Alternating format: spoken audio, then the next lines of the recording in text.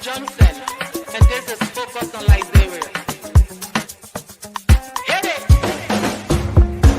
From Cape Mount to Cape Palmer, mountain back to Atlantic Ocean, Obomi Hills to Boakai, to educate, elevate, and promote.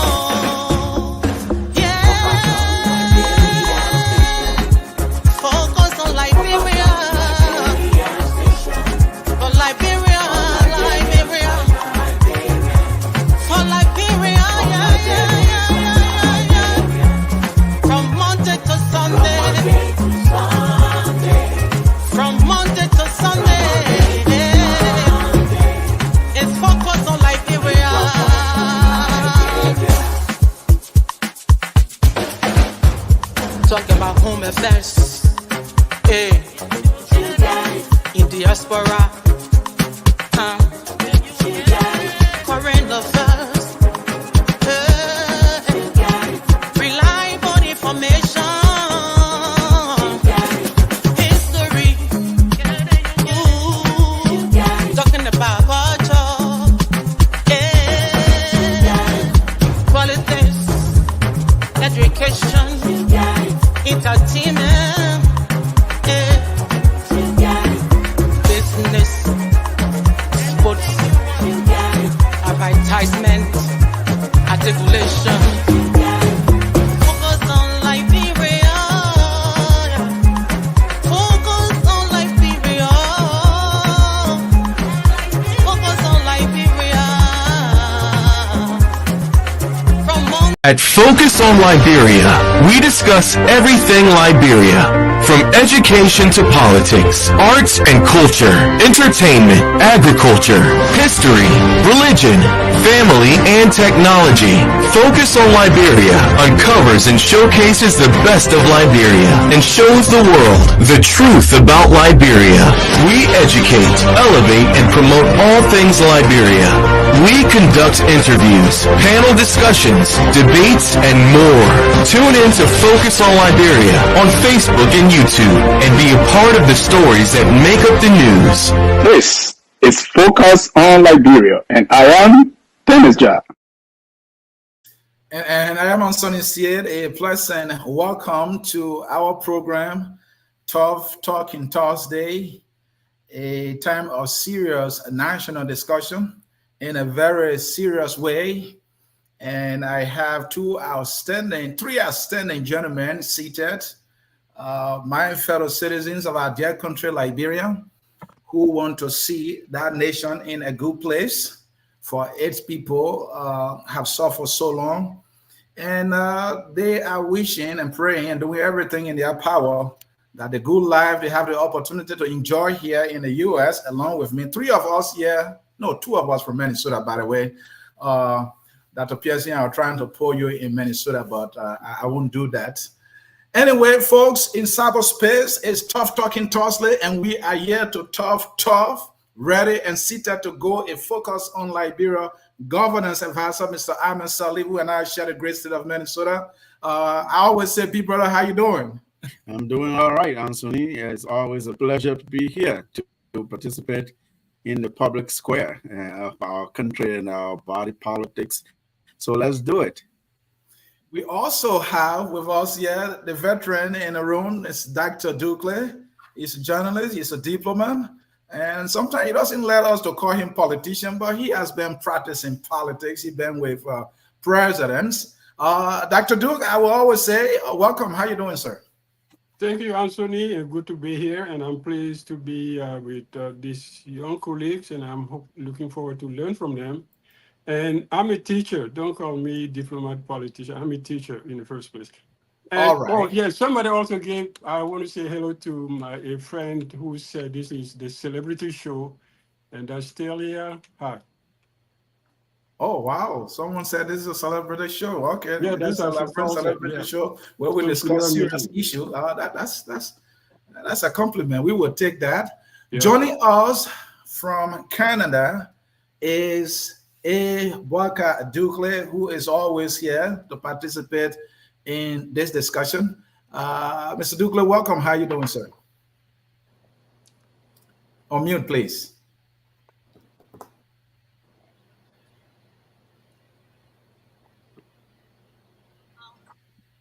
Thank you, Anson. It's a pleasure to be here. Hello to fellow panelists.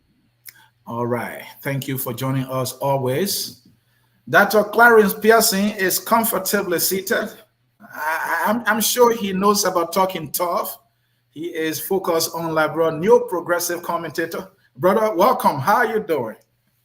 Thank you, Anthony. It's a pleasure being on your show tonight. And hi to my esteemed panelists. I know our viewers and listeners are out there and they're all excited to get this boy rolling. Let's keep it rolling. Let's keep it rolling. Talking about keep it rolling, the audience need to know what is on the menu. We want to assess the Boakai administration's fight against corruption. Mr. Boakai and the Unity Party promised they will fight corruption, and we all hail them for making that pledge to us that they will fight corruption.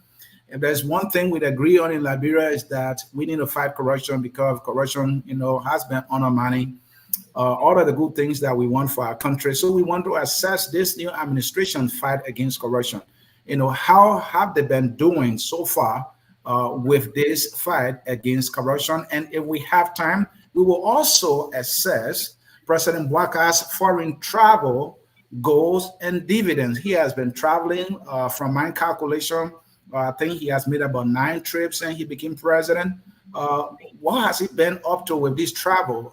Have there been any dividend? We want to look at those things. How many is here? He know a little or two, maybe about diplomacy and all that. He will help us provide some understanding what the president has been up to. Always, they want to bring investment to the country so that they have to engage other leaders outside of Liberia. That's what we have on the menu. And folks in cyberspace, this is Tough Talking Thursday. We are going to tough and be ready to participate through your comments. We might open the phone line so that you can also call in. Gentlemen, let's get the ball rolling. Let me get your opening statement before I go to my questioning. I will start with you, Dr. Pearson. The fight against corruption, we can't overemphasize that. What is your impression so far since this new administration started? You think they hit the ground running right away, or they still trying to put the pieces together to get the business going? Thank you, Anthony. I think that's a good question. For my opening statement on the 2 topics, I would say that the Boakai administration started off in the fight against corruption on the wrong footing. When it comes to the asset declaration, that's the first step, and how he curbed corruption within his own administration, beginning with Grace Bay before he even got into office, his party chairman, other members of his officials of government. I mean, it was a bad start for him, and he still have not taken a strong stance on them. However, he's going after the opposition. I think it's also a good thing if he went up after the opposition, only if he can just have a stronger stand within. And on foreign travels, I think they are not smart about it, and I think much of what they are accruing from their visits are just promises based on MOUs that are not binding, and those are things that can just fall through the crack very easily. All right. Let me come to our governance guy here. I'm going to ask him the tough question for his opening. Mr. Salif, the fight against corruption. Why so? Why do we need this? Why are we always talking about this? Why should they be like a priority of any government in Liberia? Well, thank you, Anthony. Well, I think you said in your opening, look, corruption is a menace in any society, in any country, particularly a country our size. We are a small country in terms of population, in terms of topography, but we are a rich and large country in terms of natural resources, human capacity, and our history, our historical sort of participation on the global stage. And so we need all the resources to move the country forward, particularly having experienced a tumultuous civil conflict period of various civil wars, experienced Ebola in 2014, 2015, and some of the other global shocks that everybody experienced, right? During the COVID-19 happened, and for many reasons, Liberia needs all the resources nationally to mobilize all the domestic resources to invest in the in the public sector, to really engage in public sector investment in terms of capital investment, whether it's building roads, dams, electricity, really electrifying the country, opening the country up truly. You need the resources. But what we've seen over the years in our history is that our country, we are prone to corruption, and corruption, economic corruption, financial corruption, but also nepotism and all the negative vices that in the governance space really eating us up. So to set out to say, look, we want to educate our people.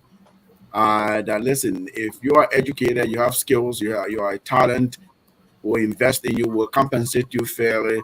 We want to discourage people from pillaging the budget, from plundering the budget, from taking embezzling funds, basically public funds for personal use.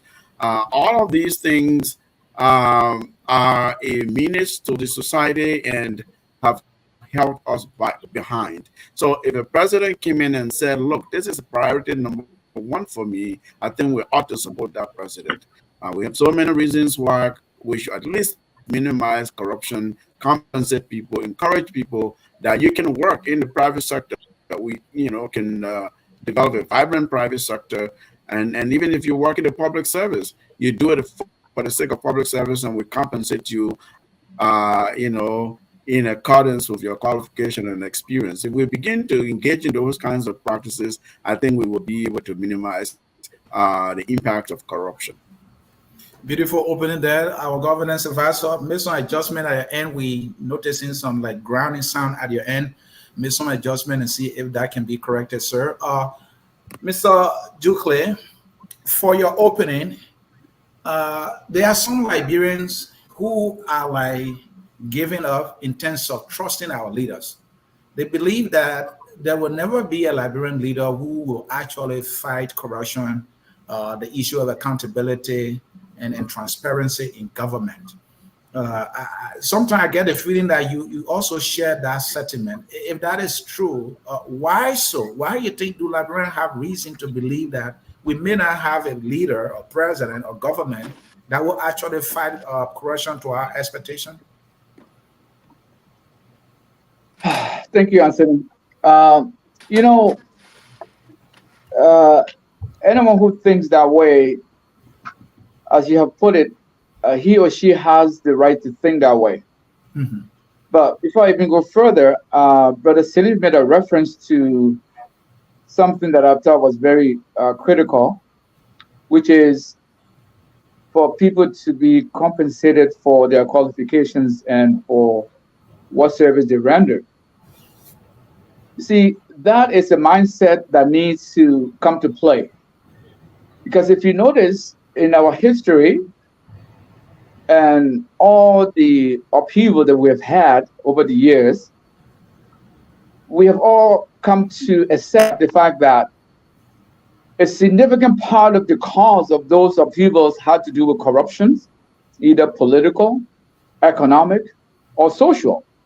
Mm-hmm. And so the only way you can divorce yourself from that path and embark on a development path that will resonate with everyone that is part of that development is to change the mindset of the people and give people reason to want to be part of the government, to give people reason to participate in public service. So since the end of the war in our country, the trajectory that was set out for us has not been followed. It's beautifully written, well presented, but we have not had a leader who has given us the reason to continue the optimism we had when the war ended. Madam Salif came with a large fanfare, international experience, has worked for many international organizations. And we can all testify to the 12 years of Ellen's government. So Boakai has not demonstrated anything different from his predecessors. And so when you look at the way our country has been governed, I've said this over the over this particular on this particular forum. I've said it before. We have not changed course. Nothing has changed. Instead, we have even developed a lot of bad habits in terms of governance that is rooted in corruption to the point where we have now come to normalize it. It becomes the way of governing. And all of these are rooted in corruptions, siphoning the mega resources of our country. And it has come to become the people way of thinking that actually the way we are doing, the way we've been governed, that's actually the way to govern, when in fact, it's far from it. So, you know, there are a lot of things that can be done that can improve things for our people.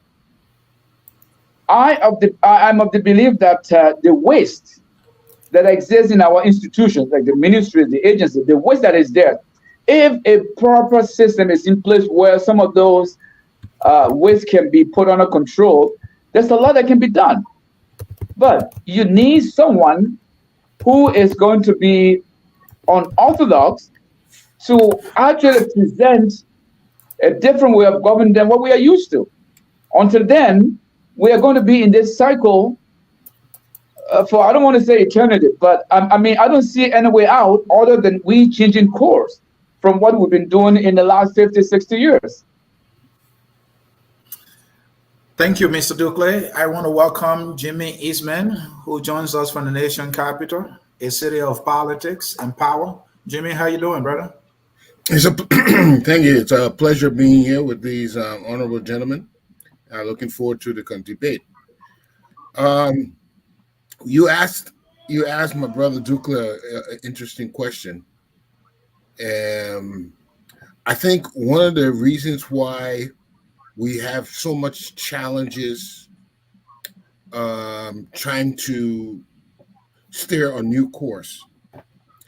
If I can use the words of Peter Drucker, he was one of the management's famous authors in 2006. He says, culture eats strategy for breakfast.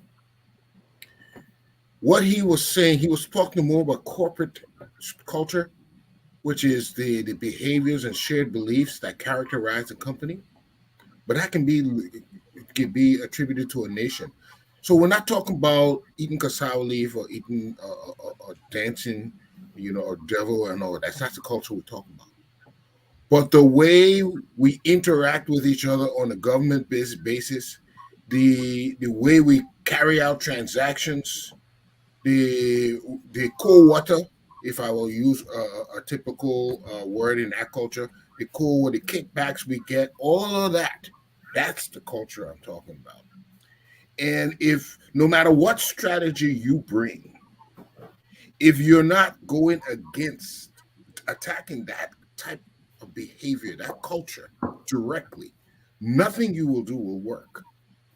Because culture has a way of maintaining the course, like a flywheel spinning. A flywheel is intended to keep speed and keep direction, and it doesn't allow anything to change that. So similarly, the culture that's there, that's going round and round, it resists change. But that's the only way we can change it. So you have to get ready to battle. You have to get ready to go seriously at those pillars, those main supports of the corrupt culture we have to replace. And to do that will require an independence, because you also have to be independent of that culture as well. And a mental, at least a psychological independence and a strong will. But what is worse, I think in our case, is because the level of professionality, the efficiency level, the professional level, the organized level is being eroded is completely so it looks even worse. You see, so we have a ways to go, but if we're not putting the fundamentals down, it's not going to change. And I Thank you. think we can look forward to that. Dr. Dude, you had an opportunity to work with just few of our presidents, and this pronouncement that, oh, we will fight corruption, this is not new. In your opinion, what is that one or two things that led them to why we can all agree and be a failure? Well, it's easy to. Ask Dr. Dude. Oh, man, you okay. just came in. I've been sitting here for 1 hour waiting for you. Sorry. Yeah, I've been waiting for you. Anyway, yeah, thanks for the question. I think the problem we have, we talk about, he just talked about culture. We have a culture for impunity. Okay. And that culture comes from what?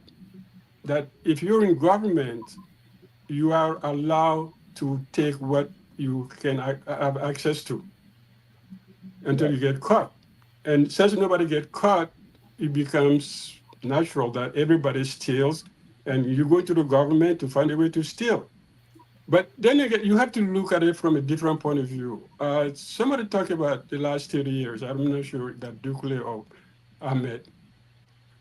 We have not sat down as a nation, because what happened in 1980, people always forget. We always forget. We run to the symptoms. We try to correct the symptoms, but we don't look at the problem, the base of the problem. That we in 1980 as a nation accepted that you can kill the leader of the nation and be president. And we allowed that person to kill at will and tribalize, ethnicize the policies of the country, corrupt the nation. And then we had a war. And we came out of that war, what we got, we never sat down to talk as a nation. We never sat down to say, okay, that old order was bad, but it gave us a nation. How do we keep it? What are the barriers that we need to put in place to make sure that no one have that kind of power again in our history? We never have that. We have a constitution. People come to power and then they do what they want to do. And then they do, okay, I got my 6 years, I'll do it and I go. I'm not talking about education. I think the President Sirleaf had that approach when she came to power. She said, okay, we'll do 3 things. Education, teach you what, corruption does to your city, why you don't have medicine, why you don't have school. That's corruption.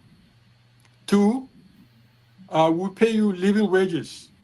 That's when they came up with, everybody was making at least $120. And then its 3rd step will be persecution. If you don't do that, if after all of that, you still steal, then we take you to court and shame you. But in the end, what she said, corruption has become a vampire. And what is a vampire? It's a friend that sucks your blood. So she was surrounded by people who were sucking her blood. And that's when she said, it became a vampire, meaning I can't fight it anymore. And she gave up. And George Weah, what he said, we are all related. So you can't fight corruption because everybody is related. So he gave up. Now you have Boakai, and we all agree that, okay, he hit the ground walking, not running. That's not his thing. He hit the ground walking.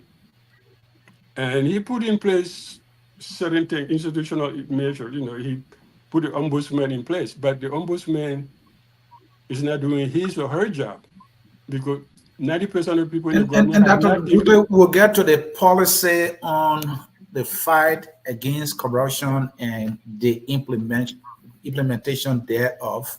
I just want us to just, look at some opening statement and give a little bit of history and all that. You've been around a little bit. Do you know, or can you tell whether corruption is more than worse now if you compare that to, let's say, before the days of President William V. S. Tubman? If you compare, will you say it is worse now this time compared to those years? I think those years were different. We had, the state was functioning somehow. Corruption was individual. Now what we have is institutional corruption, that people have found a way to institutional corruption, use state institutions and create laws to allow themselves to steal. So it's worse now because now you can't do nothing about it. You say, oh, we are government, we're two branches of the government, you can't touch me. Okay. Thank So it's you. worse now than because those days it was individual corruption. You could tell who was corrupt, who was not corrupt. All You right. know who could walk, who could not walk down the street. But now it's institutional. We have created institutions that are corrupt and use those laws to enrich 1% of the population. Thank you. So let us now try and assess the Boakai administration's fight against corruption. Let's look at policies that they put in place to fight corruption. And let us also look at how well they're doing in terms of implementing those policies. With that, I ask this question, and I'm going to start with you, Amen. If you know, let us help us here. What specific anti-corruption policies have the Boakai administration implemented since taking office to suggest that they are very serious about this? Because the impression we've gotten from them is this is something they are serious about. Thank you, Anthony. I think President Boakai started trying to strengthen existing institutions and existing laws, and also to take some immediate steps by issuing executive orders. For example, the creation of the Asset Recovery Task Force. And if you look at Executive Order number 131, which is really corruption, not corruption, but to work towards setting up of a war and economic crimes court. There's an economic crimes component in there. Someone said to me, I was doing research to write an article about this, and one colleague of mine said, "Oh, if Liberia can combine war crimes and economic crimes and really look at them sort of intertwine, one thing leading to another, that would be a game changer. That would be something that hasn't been done before in other contexts, in other countries." So if you look at least some of what President Boakai and his administration, his administration has been saying, if they implement these promises and these utterances, these executive orders, I think that they'll be really pivoting and making a big shift. Our new organization, Liberia Governance Justice Initiative, we issued a statement. You saw that on the way to the UN General Assembly that just ended, and said, look, taking together things that President Boakai has said and has begun doing, if they do them, we believe that would be a big shift. And recognizing that there have been missteps and that these are just words by and large, and in the criticism there was, well, they haven't implemented all of these X, Y, Z. Okay, so you look at that, and then look at the LACC is in place, and the Public Procurement Concession Commission is in place, and President Boakai has made an appointment on those. I think if they can strengthen those existing institutions, and the president himself, if there is good officership and the presidency, by the president's utterance around, look, we will prosecute people. He said many times on video, in meetings, publicly, that we're not just going to say that we will prosecute people, but if you steal, if you do X, Y, Z, where people will go to jail, and began doing so, really going after what's seen as witch hunt, to the extent that I think the president and his people have adopted that mantra as the chief witch hunter, right? To go after corrupt officials. Now the question is, and you've asked this, Anthony, whether that fight, that effort will be an objective, blind effort, so that because politics perception is huge there, right? People who have accused the Boakai administration as going after only opposition people, primarily President George, we are ex-officials and former officials. I mean, if you take it in that respect, and if that's the way that we see the fight against corruption is happening, you will have a major challenge. So if this is really objective, it's broad-based, whether you're in government currently, Unity Party administration, or George Weah, or then President Sirleaf time, where the other reports lead, where the evidence leads, you go after those people. Then we will say the president is taking big steps and really being bold about his intent to fight corruption and put Liberia and the Liberian people first. And so, I mean, is it too early at this time to give an accurate assessment in terms of the implementation of these policies and pronouncement? You mentioned the appointment of the ombudsman, the executive order on assets recovery. Pearson also talked earlier about the declaration of assets. The last report said I think about 50% or so of the government. So if you look at all of these things now, what would be your assessments as briefly as you can, so as to get to another person, because we are assessing the policy and the implementation there, because the implementation that will tell us that they're actually doing well. Quickly, sir.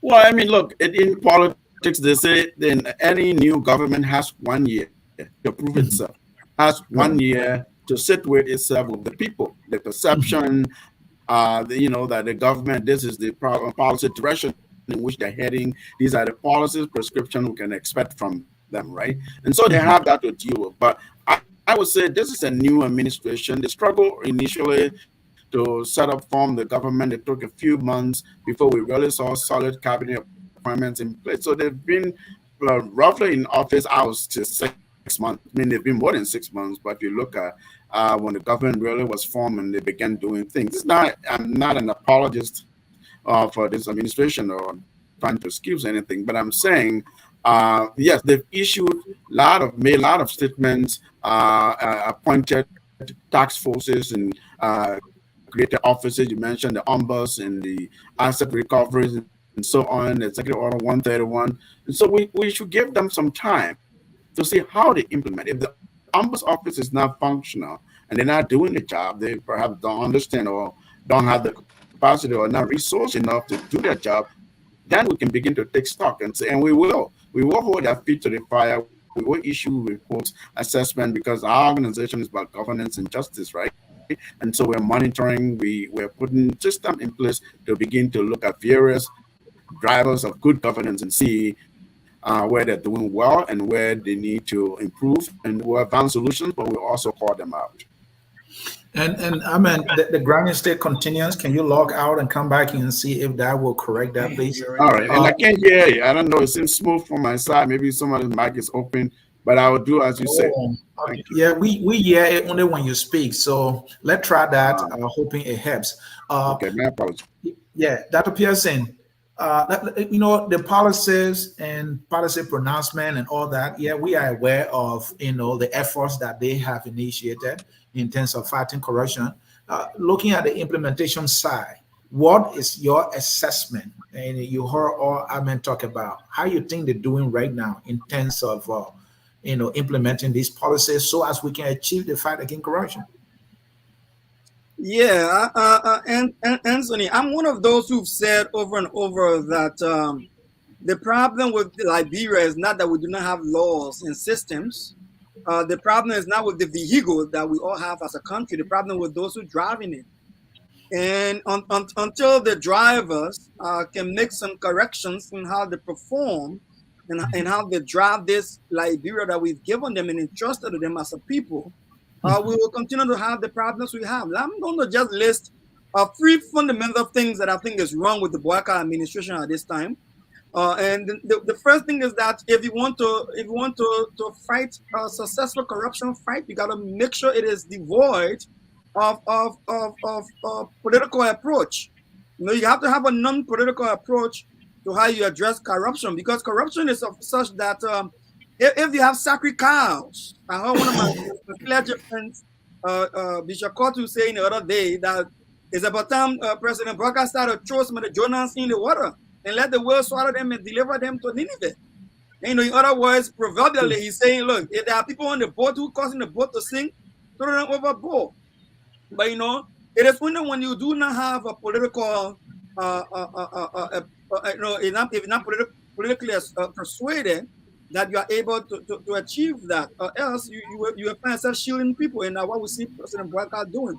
If I can recall, even Daros DeLon just yesterday, or the day before yesterday, posted that he feels the president should step up and shake the whole rescue team and let them put foot off. The president should take action.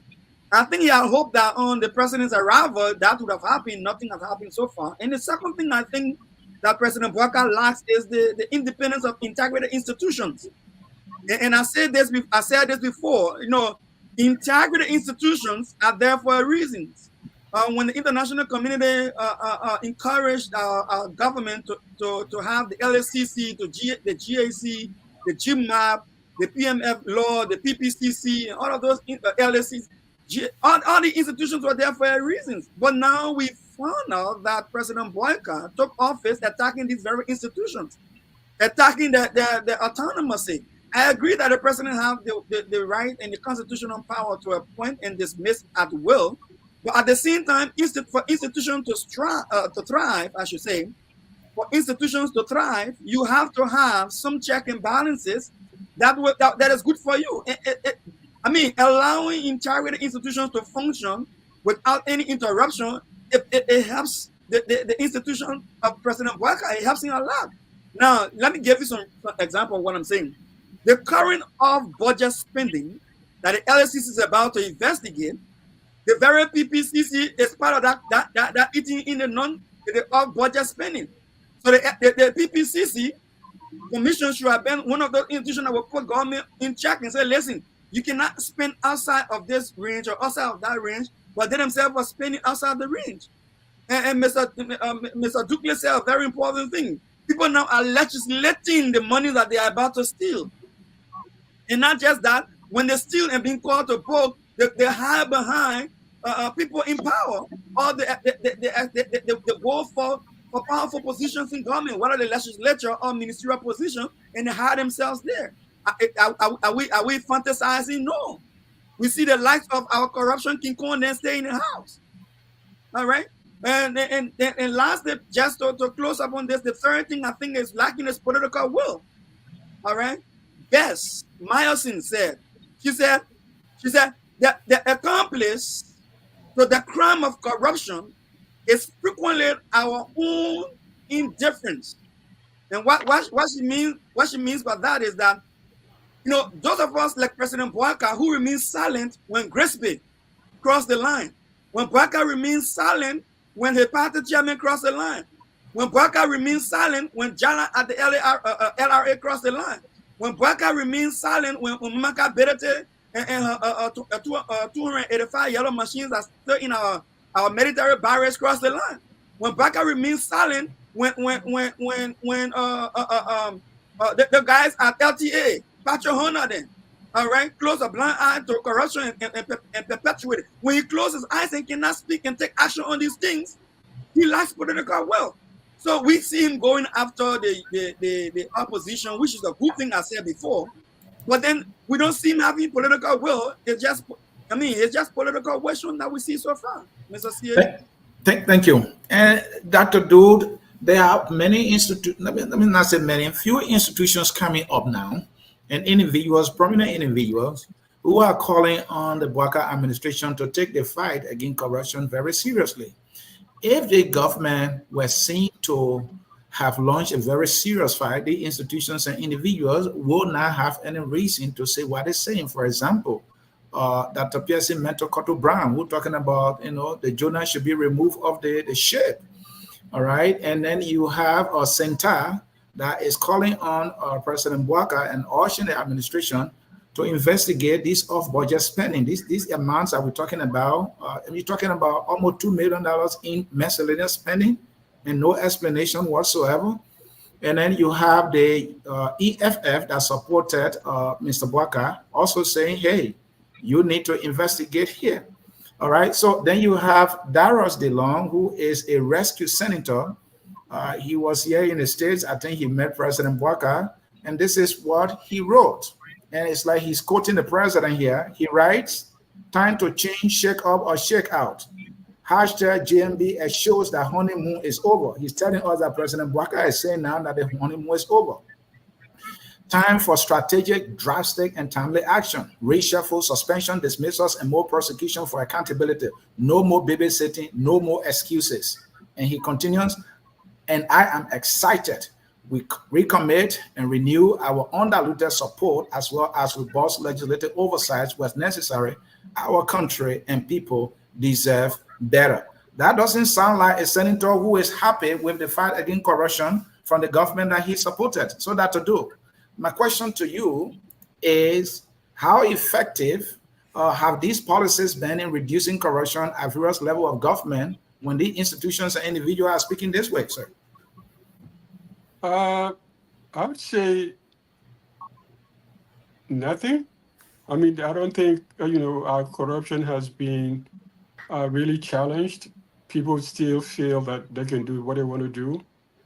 And the problem is just, you put, I agree with, Ahmed from one point. It's a new government, you give you 1 year.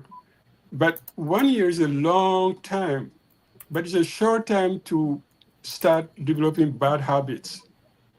If your point of departure is not good, you're not going anywhere. Yeah. So when you come in and then, the president made excuses about, the yellow machine. I don't know who will write, the president will write a letter like that to, that's the problem. That's where the problem comes in. The president start taking excuse, defending culprits around him. So he takes the blame for other people. That's when the corruption becomes endemic. Because everybody will say, oh yeah, next time I do it, well, I got to talk to the chief. He's my uncle, he's my grandfather. But that is the problem. And to ask, you could say that it's time to do something, it's not time, but the president knows, I hope he knows his agenda. Everybody said we're going to fight corruption. It was enemy number one, George Weah number one, Boakai said number one, but we all know the problem. Another problem is also capacity. Capacity lacks in Liberia. All of us sitting here can run an institution in Liberia, but we're here. We're not there. Do you think Liberians will have time to do this kind of discussion at night, to think about the future of the country, to think about what's happening tomorrow, how to deal with corruption? They don't. They're trying to survive. And that's a big problem. Because the diaspora, the Liberian middle class lives outside of the country. We all can have these beautiful discussions, but hey, people who live at home, they don't have time for it. So they hustle, and this culture has not changed. And I think you're right, it has not changed. And until Boakai decided to do something about it, to put his foot down the rail and say, okay, I have proved that 1, 2, 3, 4 people have done this. I'm going to set some example and say, no, there's no sacred cow in my office, in my government. So you go. And then take legal action to follow that up. Then we will tell him, okay, Mr. President, you're moving. But so far, yeah, government is new, but it's because it's new that you have that chance to do drastic measure. You knew, you can say, I'm going to put my foot down from day one. From inauguration money to money to the counties, to yellow machine, to yellow buses from, Accra. You have to do something. You can't just sit and say, oh, these are all my friends. We just new in the government. No, presidents don't learn. You're president, you're president. Dr. Du, thank you, and thank you. And Mr. Duke, let me come to you again, sir, and let us talk about transparency and accountability, which is another component of the fight against corruption. When people know what you're doing, they will have no reason to accuse you or suspect that you're doing something wrong, right? So let's see how our administration is doing. Let's take, for example, our president travels outside of the country, and we don't know how much the cost of the trip. All right. They are even not telling us exactly the total number of persons making the delegation. If you tell us quite clearly how many persons you're taking and why, and maybe how much it's going to cost, we will have no reason. Yeah, we may criticize you that it's way too much, that too much money, but at least we know how much you're spending. That is not the case. On the aspect of accountability, for example, Mr. Abu Munda came on serious criticism. Even his party chairman have to have a press conference because of his situation. Over $100,000 are spent on a vehicle. All right, and we have not heard anything serious. At the LTA, folks making as much as $8,000 in salary. That is excluding like $3,000 for generator and then money for transportation and other things. These are too much. And then the average civil servant, like a police officer, are making $180. So we're talking about accountability and transparency. President Boakai has heard about these things. And now DeLon is saying it's time to shake up. So it's like DeLon is saying, no, this is too much. Mr. President, you need to act. My question is just simple to you, Mr. Dukley. What measures have the administration taken to ensure transparency and accountability when individuals are accused, or in some instances when there are evidence that they've done something wrong? Thank you, Anthony, for the question. My answer would be zero, nothing, nada.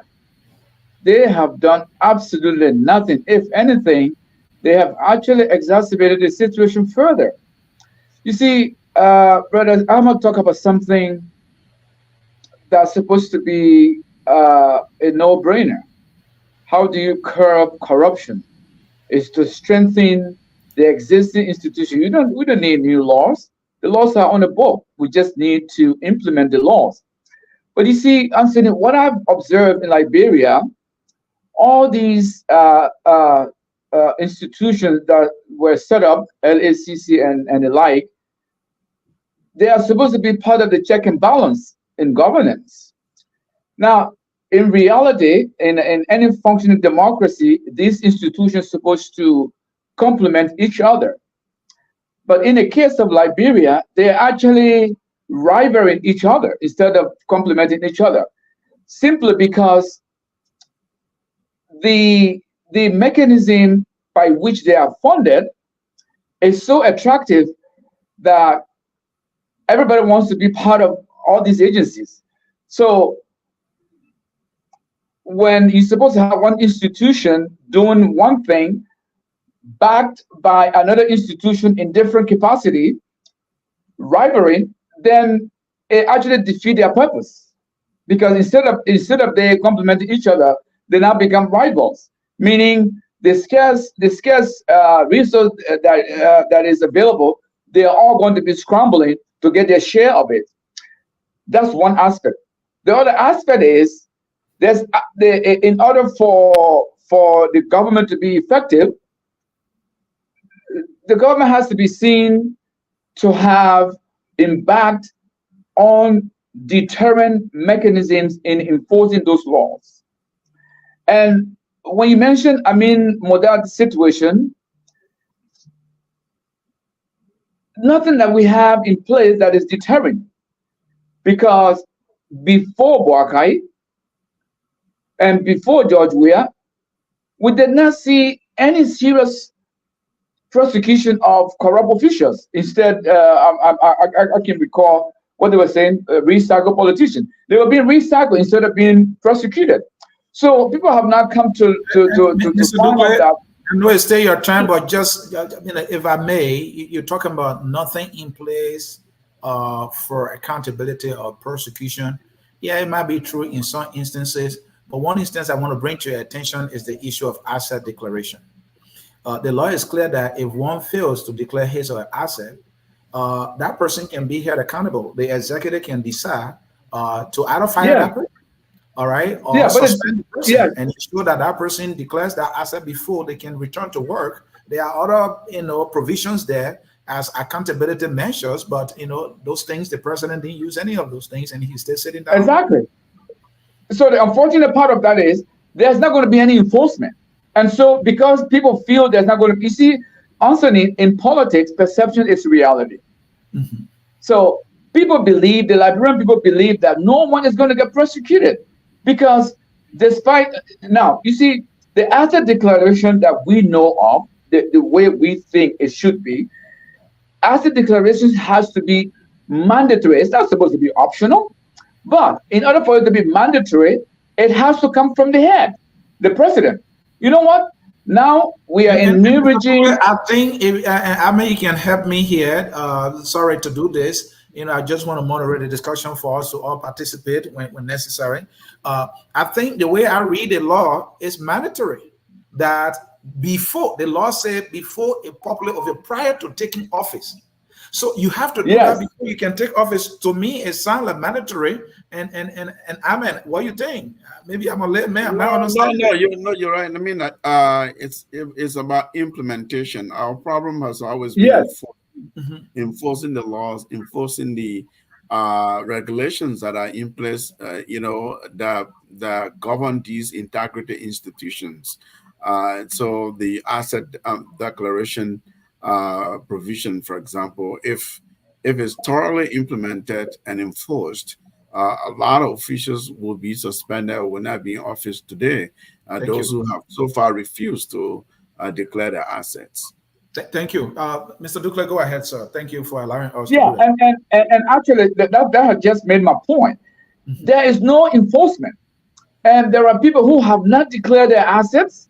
If they have not fully declared their assets, and they were nominated, they were appointed to position of power. Where the fact of the matter is, what I'm driving at is, it's still not deterring people. It's still not doing it. So in other words, it's there, it's brilliantly written on paper, but it's not implemented. And people know that's why I said in politics, perception becomes reality. But the Liberian people feels like it's like whoever does not declare their asset, nothing will happen to them. They will still be appointed in government and they will do whatever they want to do. That's how the Liberian people feel. Now, when you look at things that have transpired over the last several months since they've been in power, we heard about I don't know the veracity of this. I just kind of heard on my newsfeed when the suspension of the DEA because of President Son being involved in some bust of drug dealing, whatever it was. You see, these little things add up, and it gave the Liberian people the sense that this government is not for us, as much as they promise to do all the things they promised, but we are not part of this. So when you look at the way things have progressed for the worse, in our case, when corruption has now been institutionalized, then it just goes to tell you what is to come next. Things are just going to get worse from here. It's not going to get any better, because the only way it will get better is to re-educate people, to let them feel and know that government is for service. You don't get rich in public service. You want to get rich, go to the private sector.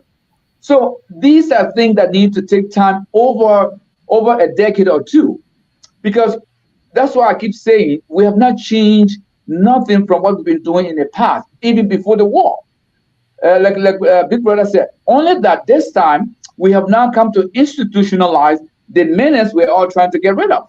So it's only entrenched even further into our system, where, like I said, the laws are not deterrent, because if you're not implementing them, if people are not going to jail, if people are not losing their ill-gotten wealth, then what is the point of having all these institutions? Thank you, sir. Thank you. And Jimmy, let me come to you. Mr. Dukladeb mentioned the issue of perception, right? We're talking about public perception on corruption. So my question to you, Jimmy, you as from the nation capital, the city of politics. How has the public perception of corruption changed since the Boakai administration took office? Do you think it has changed for the better or for the worse or just the same since the administration took office? Thank you for that question. It has not changed whatsoever. You see, and why that has not changed? I mean, what is responsible? The public perception on corruption. It has not changed. They had opportunities, but it has not changed. Unless the gentleman been mentioning points already. You can start with the asset declaration. Why the president declared his assets, why he didn't make his lieutenants to do the same, his appointees. Why? That's the first opportunity to enforce the law, to start a change. Two, they started this asset recovery team they put together. They established some team. They were questionable about the lead of the team, the composition of the team, and it started off with no plan, apparently, because they went through serious repudiation from the Supreme Court because they didn't proceed with the Fina Bunu and tax cases. Now you can Martin Colley, who has been a proponent against corruption, he resigned from that committee. Then they started the GSC audits. I mean, you can name the faux pas, the false starts, whatever you want to call them, again and again, and it's because you're not enforcing, like the gentleman said, but also you should need to have a plan before you enforce. And we're looking from my analysis, there is not a plan. Okay, and they're just simply doing knee-jerk things. Then they came in again with punishing or rectifying things that go on. You have the yellow machine gate. What has come of that? Okay. After that, they had this thing going on with the bank with Yimadi Pearson, another scandal over there again. When you refuse to take punitive action against these scandals, nothing's going to come. Now, let's say the accusations against former persons of the WIA administration, very strongly, I don't believe not a thing will happen to them because you are not going about it in an objective, legal manner. So it's only as if it's you pretending to do something, but in actuality, those people walk free. Just how Jimmy, what do you mean that they are pretending? They were able to secure indictment against the individuals, or I think George Blamont Dixon have issued their arrest twice now, and they were taken to court. So when you say, they are just joking, just trying to paraphrase your words here, I mean, the government is serious about this. Let them prosecute them and bring them down guilty. Then you will know they're serious. Didn't they go after the prosecution is ongoing? I think they were able to secure a bond, and they were released on bond, and then I think the case will be scheduled for trial. So that's the step. I mean, the government can't take matter into its own hand. It has to use the laws of the country, right? And that's what they're doing. So why are you saying that they are just killing here? Answer it. People who have caught drug dealers with the evidence on hand, concrete evidence, and they walk out that court free. That's what I'm talking about. That wasn't that the WIA administration, Jimmy. I'm trying to remind him that just simply by then going to court doesn't mean anything until you bring them down guilty and they serve a penalty. Well, bear in mind, though, it's a democracy, right? I mean, people are accused that they're not guilty until they've under a rule of law society. In a rule of law society, people can be accused, but they have to appear before a court of competence jurisdiction to defend themselves, to prove their innocence. The burden is on the state that accused them. So that's what's happening. They have lawyers that have enter bonds on their behalf, and the court is granted in some cases. So the process is the wheel of justice is spinning in that respect. Yeah, but let's go back to the question, Ahmed. The question was, has the perception of people changed any?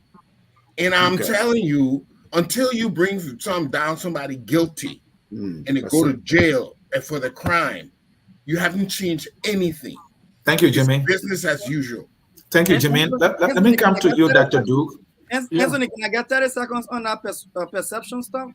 Yeah, I want you to get more time on that perception. I have a question for you on perception. So if you don't mind, all right. And then Dr. Do, the perception thing is a big thing, right? So Yeah. my question to you, I feel that the perception is like the catalyst that fuel this whole narrative of corruption, Yes.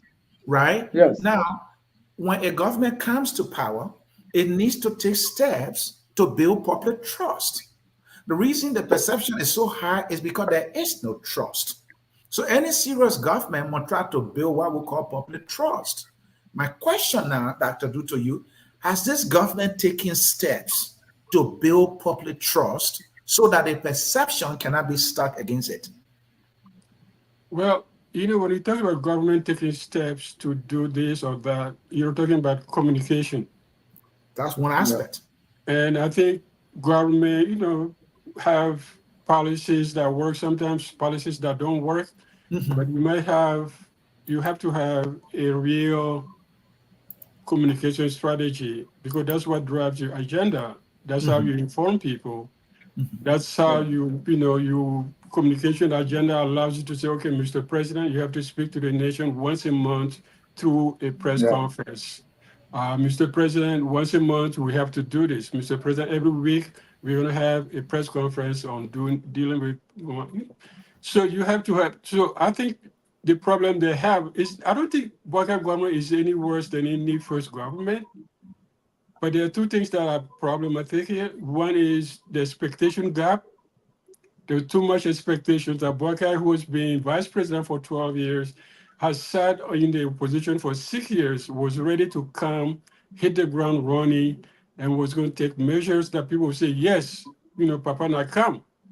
But then Yeah. he's following his own step. He's following his own thing. So I think the perception is there. Perception. So one thing is the expectation gap. Too much expectation.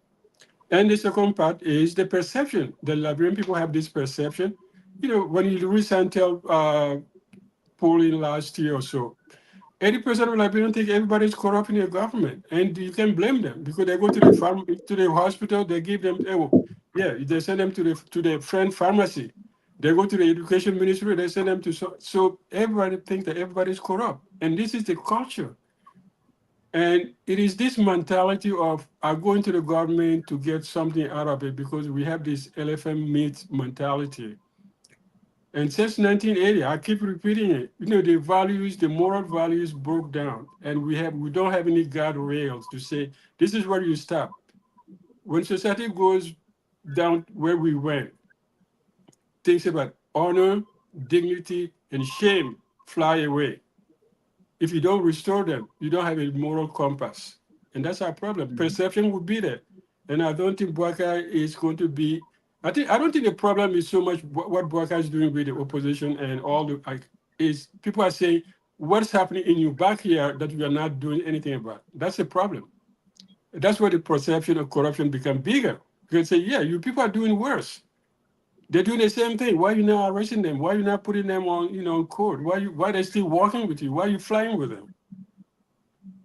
And that gets people angry.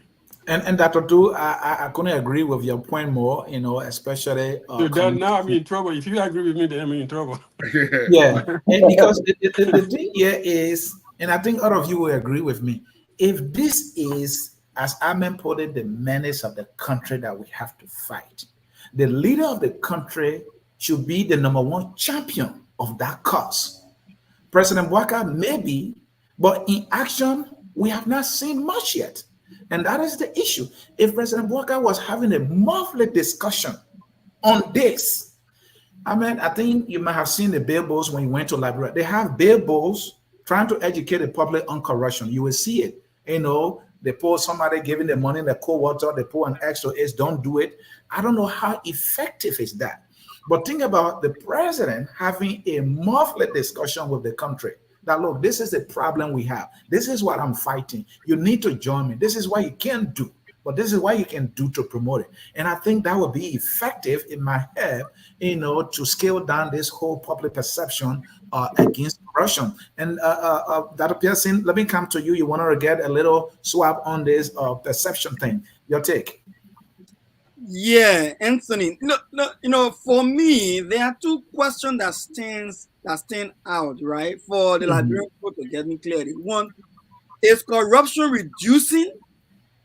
The answer to that question sadly is no. It's no. The second question that people will ask if you walk in Liberia, is the current government corrupt? The answer is yes. So they vehemently condemn the We Are government as being one of the worst and the baddest of all of the other government ever before in terms of corruption. But if you ask Liberians right now where they are, is corruption reducing? They will tell you no.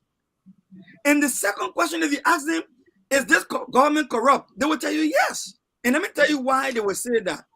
When Daros DeLong is telling that honeymoon is over, and the party chairman of UP is telling honeymoon is over, it is now time to shake and shake. It tells you they are aware that corruption, the perception of corruption, is endemic in this very administration. So they are agreeing with the public perception that the government is, this current government is corrupt, and corruption is still going on. Again, when you look at the LSCC not indicting, but investigating the We administration for spending $15 million outside of our budget, with an already struggling budget envelope to support the national budget. And then LSCC is not going to say, no, I've been calling you guys, if this thing is concerning, I'm not going to investigate the very Boakai man himself, who is the custodian of the Liberian people budget, who is the one that implements the budget, and the LSCC is saying, Mr. Boakai, we're about to investigate you on how you handle the budget. That's troubling. That's troubling. And last day, before I go back to Anthony CA, when you see citizens, Anthony, there are videos on Facebook where citizens, I shouldn't say citizens, so I cannot stigmatize them, but Liberians are in the streets in numbers and celebrating and saying, Joy, we are sorry. We wronged you. Joy, we are sorry. We warned you. Joy, we are sorry. The papa fool us. When you hear people in the street singing those songs, and you see CDC emboldened to fill the party headquarters to celebrate the former president's birthday, and you see people like who is indicted and in court, the former finance minister, Samuel 12. It's on public radio and still being vocal about national issues related to even corruption. Then I'm asking myself, what is going on with this whole corruption fight? Is the government losing integrity on the? Are they losing? Is Boakai losing face? I think he has. I think he has lost the face. I don't think he can. I don't think he has the moral, the moral standing with $100,000 scratch prepaid card in his pocket. He's lost the moral standing with $15 million budget I spent. He lost the moral standing with all the other things that are happening within his administration, and he's doing nothing about it. Pretty soon, Boakai and corruption going to be a complete quiet. We hear nothing about corruption. Everything will be swept under the carpet. But Thank you. Thank you, John. After those things were, allegations, I mean, probably they have numbers, but nobody has investigated and say money was stolen or misused or misappropriated. He said every government goes over budget. I don't think there's a surprise in that U.S. government. It may not be surprising, but if you look at the PFN laws and other financial laws in the country, what have gone against those laws, and that's why people are criticizing that. So let leave it there for now. We're going to take a short break, and then we'll be right back. And folks in cyberspace, do not go anywhere. This is Focus on Liberia, and this is Tough Talking Thursday. We are talking tough. We are assessing our new administration's fight against corruption. We want to know how they're doing. They told us that there was a serious fight for them. They were going to take the fight to the bad actors in the government. The U.S. government sanctioned some individuals for what the U.S. government considered as significant corruption. U.S. government would not accuse somebody blindly, even though they accused people of weapons of mass destruction in Iraq, and there was nothing found. So they're not perfect, but I want to believe, I may know this well, that they may have serious evidence to say significant corruption against the individuals, and we have a government that is just dancing kakaleka with these people. We'll take a short break. When we come back, I have a question that you will like. Stay tuned. Don't go anywhere. I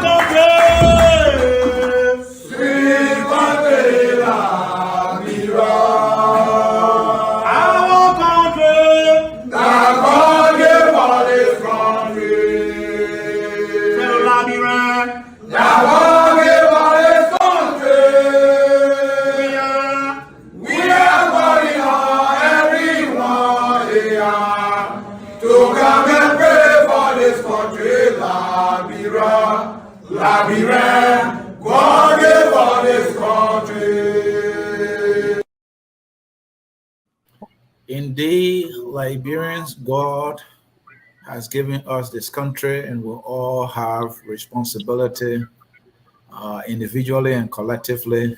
And this time, there's one particular responsibility that we are talking about, the fight against corruption, and it's read at the feet of this government. Gentlemen, Darius DeLong is calling for a reset. He said, shake out, shake in, dismissal, reshuffle, persecution. He's calling for all the necessary to reset and really engender trust that this government is serious about the fight against corruption. If the government was certifying Darius DeLong, when it comes to the fight against corruption, he will not say that. There are people who support the government and say, no, this is not it. This is not a fight that we wanted. This is like a joke. Somebody criticizing us that, Liberian diaspora, they just talk, no solution. So, gentlemen, I'm going to challenge you. You are very smart. Let's talk about corruption. Solution. How can this new administration now reset? If we can agree that the fight has been lukewarm. In fact, we don't see a serious fight whatsoever.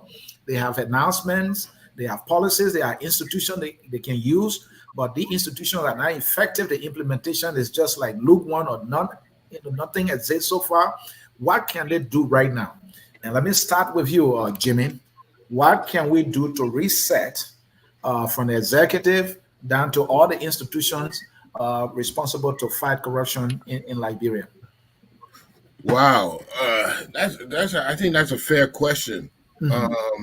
It always boils down to implementing and providing the leadership, providing the fortitude required to fight this monster. It's not. I remember I told you it's culture. In other words, this is thing everybody's doing. So when you're going to start fighting this thing, you're going against everybody.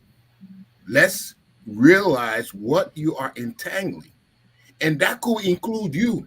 If you're going to be sentimental to any favorite relative or person, it could even include you. So you have to first recognize the battle and then prepare yourself, separate yourself from any personal attachment to this culture, because you're about to obliterate this culture. Then you need leadership in each one of these places. After leadership, you need a plan. You advise a plan that they will follow and they will carry out to the teeth. And you hold regular meetings and metrics or monitoring systems to make sure everybody is following this. But what I will do practically, this is all theoretical. Practically, I start firing one or two people who've been involved. I will at least suspend them until they can clear their names. That's how you start. Start at home. When you start at home, that your deputies realize that you're not taking nonsense, then you can go to the other people outside your circle and say, look, the same thing, you see what I did to my brother? I'm going to do the same thing to you if you have stepped out of line. So you have to make some practical examples. And I always like to read Jerry Rawlings. Ghana was very similar to how Liberia is today. And for him to revert, to change that culture, he had to even do some executions. It's not easy going against this culture. And if anybody think you're gonna go with kid gloves, and when people talk about, you want to be, I didn't say to be a dictator, but why isn't the court system working? Well, if you can't fight a battle. If you're not prepared for war, you can't fight. So if you don't restore the court system to mete out justice the way it should be, and not be bribed or entangled, if you don't restore your prosecutors, the people who are going to be pleading the case, if you don't provide them with the proper leadership, the capacity, and the intelligence that's required, then you're not going to win. So you have to prepare all these things before you go to battle. And if that is not in place, then you can expect to lose. Remember, the old saying: if you don't plan, then you plan to lose. Thank you. That's what you got to do. Thank you. And Amen, how can the government reset now to put the fight where it belongs so that the Liberian people can trust their government, that the government is serious when it comes to fighting corruption. You know, reforms, institutions, policies, all of these things. How can they reset using all the tools they have available? Mm. Before I answer that, Anthony, let me just go back to Dr. Pearson and just correct something. I think we're conflicting here. Uh, for example, about a Darius Dillon post.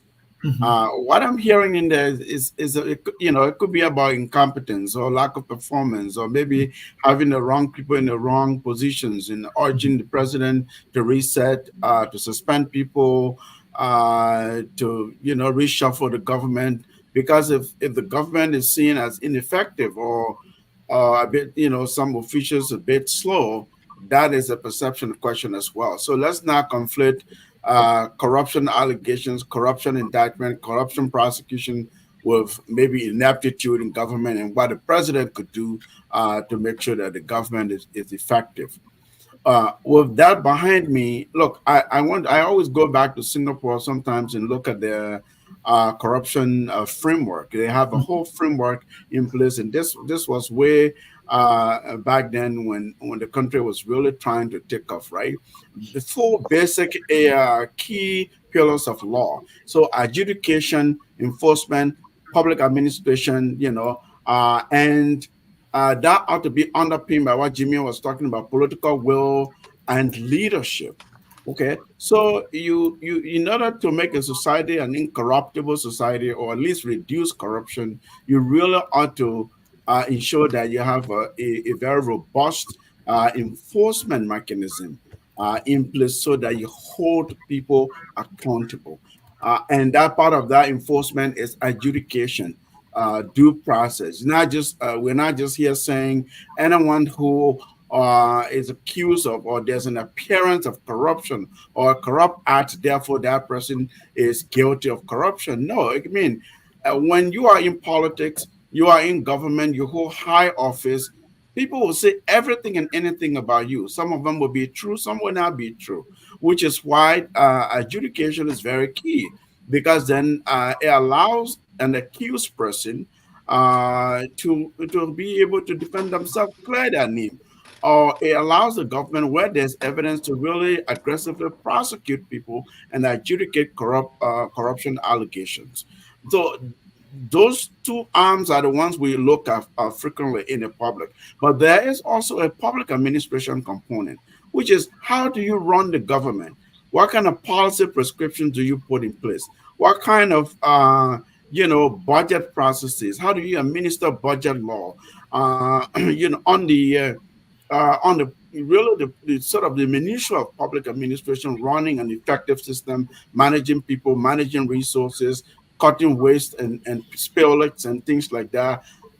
You are really helping to save the government a lot of resources, and also address the why we have a government, which is to serve the people, to provide basic services, healthcare, education, and so forth and so on. When you have these things happening, you ought to have a strong leadership, which is what I see President Boakai is promising, and we hold him accountable to deliver on them. Strong leadership, political will, not just promises, but ensure that what you say you'll do, you're actually seen to be doing them in a fair and objective way. If you put that kind of framework in place, Anthony, I think we will be somewhere getting onto something here. And I mean, you know, we will all agree with you. The framework, the political will, independent anti-graft institutions that can operate independently. You mentioned the example of Singapore. All right, and I can argue that we have these in place. For example, I agree. I President, agree with President Boakai has promised that he will exert or exhibit the political will. Are we seeing it? So, in effect, what I'm saying, yeah, you're right. I mean, like I talk about adjudication, we do have our courts, we have integrity institutions that are investigating, collecting evidence, making sure that they're enforcing our policies and laws on corruption, on corrupt practices, right? So we even the public administration, we have a bureaucracy that often is criticized as being bloated given the size of the population in the country. And so I'm not here to suggest that we do not have these mechanisms in place. We have a framework. But our framework, I think, is riddled by ineffectiveness and really implementation. If we can ensure that these integrated institutions that we have in existence, we truly have people who are competent, who know their job, and a lot of these people do. Right? I'm not here to suggest people are incompetent and they're not doing their job, but oftentimes, the lackadaisical way we see our institutions functioning and being governed, it leaves a lot of room to desire much, and so citizens then lack trust in the system. When you do that, perception kills any effort. So I'm really saying maybe the government should do point about communication, strategic communication, political communication. A government may be doing something good, but if the government is unable to effectively communicate, or it does not have a communication strategy in place, the citizens are confused, they are uninformed, they have the wrong information, and therefore they trade in hearsay, they say misinformation, and perception kills. It kills any good government. And thank you. And gentlemen, I'm going to do this for the sake of the audience who are also participating in the discussion, because the Singapore example has been used widely and rightfully so, right? So let me read very briefly for us and the audience so that we can get a sense of a lot of these things we have there in Liberia. It's a matter of implementation. So let me read. Singapore's fight against corruption is often cited as a model for other countries. Here are some key strategies they employ. One, strong legal framework. Singapore established stringent anti-corruption laws, including the Prevention of Corruption Act, which grants extensive powers to investigate and prosecute corrupt cases. Two, independent anti-corruption agency, which we have in Liberia. The Corrupt Practices Investigation Bureau was set up as an independent body with the authority to investigate and act on corruption cases without interferences. That is similar to our ombudsman. The ombudsman have the power to do so. Political will. This is what we want from President Boakai and any other leader, not only President Boakai, any other leader, any other agency for that matter. Political will and leadership. The government led by founding Prime Minister Lee Kuan Yew demonstrated a strong commitment to eradicating corruption. This political will was crucial in setting the tone for zero tolerance corruption. Another thing they did, meritocratic public service. Singapore implemented a merit-based system for hiring and promoting public officials, ensuring that positions were filled by competent and honest individuals. Are we doing that in Liberia? Look at the kind of people President Boakai appointed. I don't want to call names, and some of you know these names. These people are not competent.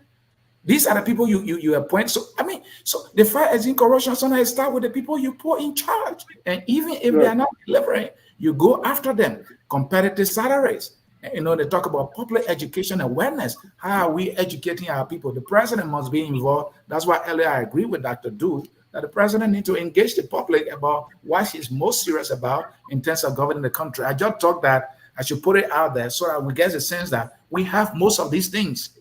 In the case of Singapore, they implemented them. The leaders were serious. They were up to business. Jimin cited Jerry Ronan to the point of execution, which was extreme. But again, there was a leader who was prepared to ensure that he's serious about what he communicated to the people, and he was prepared to do anything to ensure that those things were implemented for corruption to be fought to a nil. Gentlemen, I come back to you. And Mr. Ducle, with that, we have all of the tools, you may agree. It's just about the implementation. So the question is, that may be simple, but tough question is, what's stopping our leaders from implementing these things the way they should as required by the laws that we enacted? What's stopping them? Okay.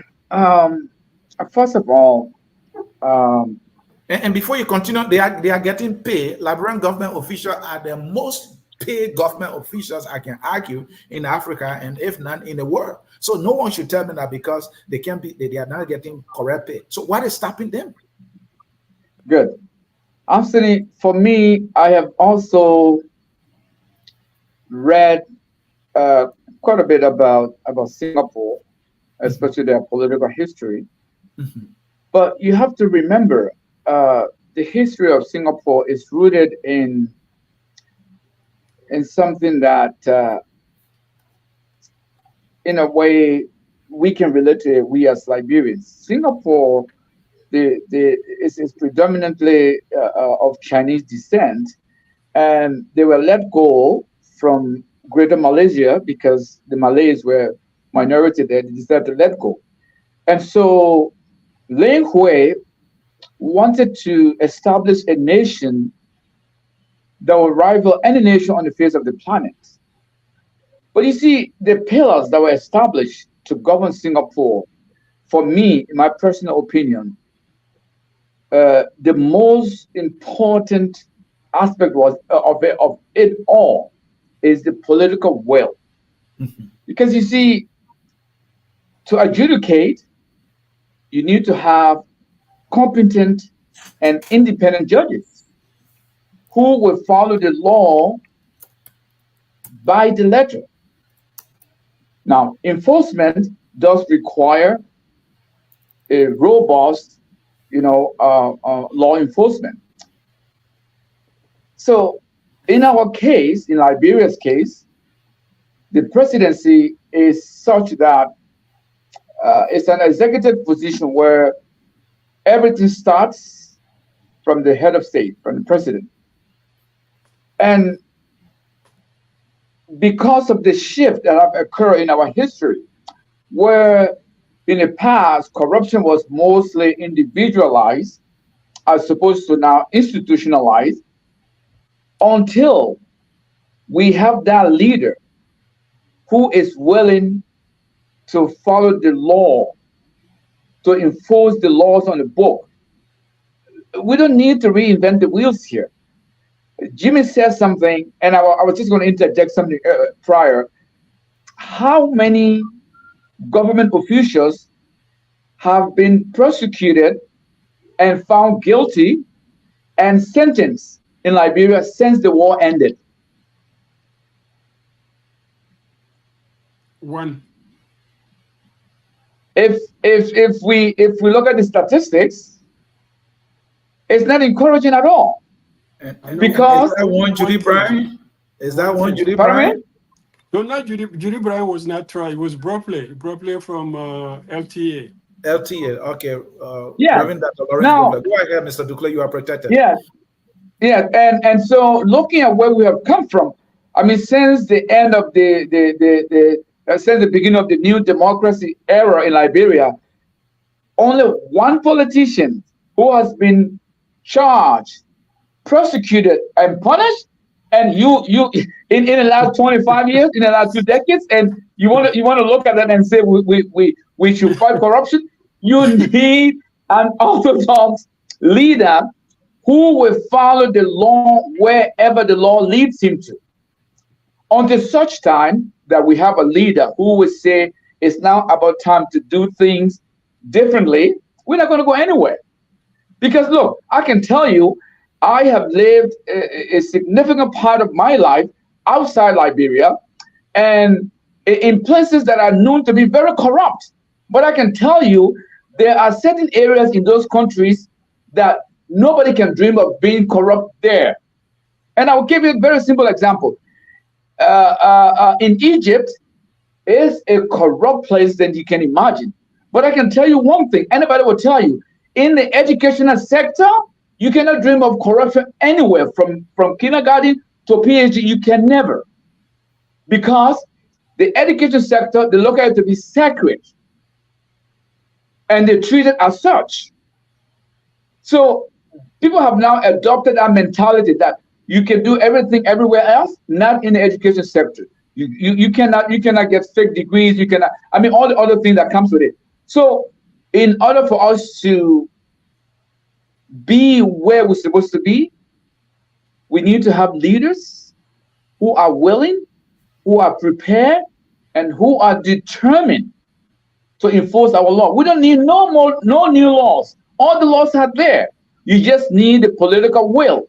This notion of it's a small country, we all relate to each other, is all the reasons and excuses that they need to carry on the corruption. Jimmy mentioned Jerry Rowling. So we need to embark on a new path. But as things stand right now, Anthony, I don't see. I'm sorry to say, but not in my lifetime. Thank you. And that appears in, let me come to you before I go to Jimmy here. So the political will, I agree 100%, must be like number one, because if those in who are head of other ministries and agencies see that the president is not joking, they will fall in line. Equally so, Yes. when an individual who has an entity is conscious about his or her responsibilities, they don't need the president to show seriousness before they can show seriousness. Maybe the president can even take seriousness from them. For example, let me use my own friend Josiah Joka, who is no perfect, all right, as an example. As the CSA, Joka is carrying on serious reforms. Joka has blocked 6,000 names that are questionable on the payroll that we have now heard in the country. And he has given them 90 days to come and verify and prove that they are actually civil servants and working for the Liberian government. In that 90 days now, if they fail, they will be wiped from the payroll. He didn't stop there. That's right. Liberians who are receiving pay from mobile money, the mobile money accounts owners, some of them in Liberia are businesses getting paid. The whole system is corrupt. You know why he did? He blocked all of them. He said those individuals who are on government payroll and getting paid through mobile money, go and open bank account, come to the CSA with your account information. If we see that you are an actual person, we'll pull you back on payroll. He's getting threats, but he said, my man, I'm not stopping. This is somebody who is showing some signs that he's serious about reforms. Joseph Boakai is not telling him to do that. Joseph Boakai appointed him and trusted him that he will carry on the reforms there. In the case of other people, they are joking. They are killing. They are just acting lazy and not putting on any reform. So I agree the issue with the political will as well as the individual will as a head of agency.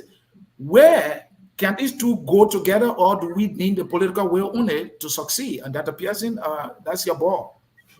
Well, thank you for bringing him, Josiah Joka. I think Josiah Joka is doing pretty well, like I said the other day on the show. But I think when it comes to the mobile money issue, he's walking in misstep, and I will tell you why. The misstep is the mobile money is not issued automatically. Mobile money must be processed by a payer, and if civil service rather have an employee payroll, and then whoever is executing the employee's payroll is paying out for those who Josiah Joka has already validated as actual and living person employees of the civil service, then there should be no problem with the mobile money. What he can do is that he can get rid of any mobile money process that is not in conform that is not in line with his payroll. That should solve the problem. Another thing I want to mention quickly, when it comes to the political war not happening, like I mentioned earlier about political war, Anthony, what Mr. Salif just did is synonymous to why President Boakai is not taking any action in government right now. Denial. Mr. Salif has the audacity to say, as though he's the PR for Senator DeLong, to say that DeLong is not referencing anything that had to do with corruption, rather some kind of incompetence on other issues. I think that's fundamentally misleading. DeLong says in a post categorically, in fact, to the point that he seemed to be quoting his own friend and brother, Reverend Tappe, when he said the honeymoon is over. And Tappe was clear. He said the honeymoon was over because corruption is not going to go. It's going to be swept under the carpet no more. Even actually, quoted President Boakai, he said, JMB said the honeymoon is over. And corruption was the thesis in our conference, in our press conference. And even Darius DeLong went as far as saying accountability. And and persecution is going to be paramount in that in that very no business as usual kind of rephrasing. So no, I think we must first of all come to reality that corruption is seriously a problem. And I do not think, Mr. CA, that President Boakai has accepted that corruption is a problem for his government. Because in my view, for him to have a political will, he must first accept that there's a problem. So he's not going to take action on corruption within his cycle that we are saying to show commitment to fighting of corruption if he doesn't accept the reality that corruption is there. So I think denial is something that they have to focus on and get to where they can reach to what we call identifying and accepting the fact that corruption exists in the cycle and it has to be addressed. And then I go back to what Jimmy said, and then dismiss people. Look, Anthony, dismissal is the magic bullet. I have never used that expression before, magic bullet, for fighting something like corruption. But for our case right now, dismissal is the magic bullet. If there's any allegation of corruption, any indictment of corruption, the president should lay you off, and then you clear that information before you come back to serve. There should be no tolerance, zero tolerance whatsoever for corruption. I land on this saying, during Madam Ellen Johnson administration, when John Malou became vocal on corruption, and his other reports stood out in the international community as Liberia rising up to fight corruption. The moment Madam Ellen Johnson Sirleaf came on national radio, international platform, and said, I can put my neck on chopping board for my finance minister, Augustine Pehe Gafuan, that he has no iota, no thread of corruption whatsoever. Amid the other reports, she said that was the death of the fight of corruption in Madam Ellen Johnson's administration.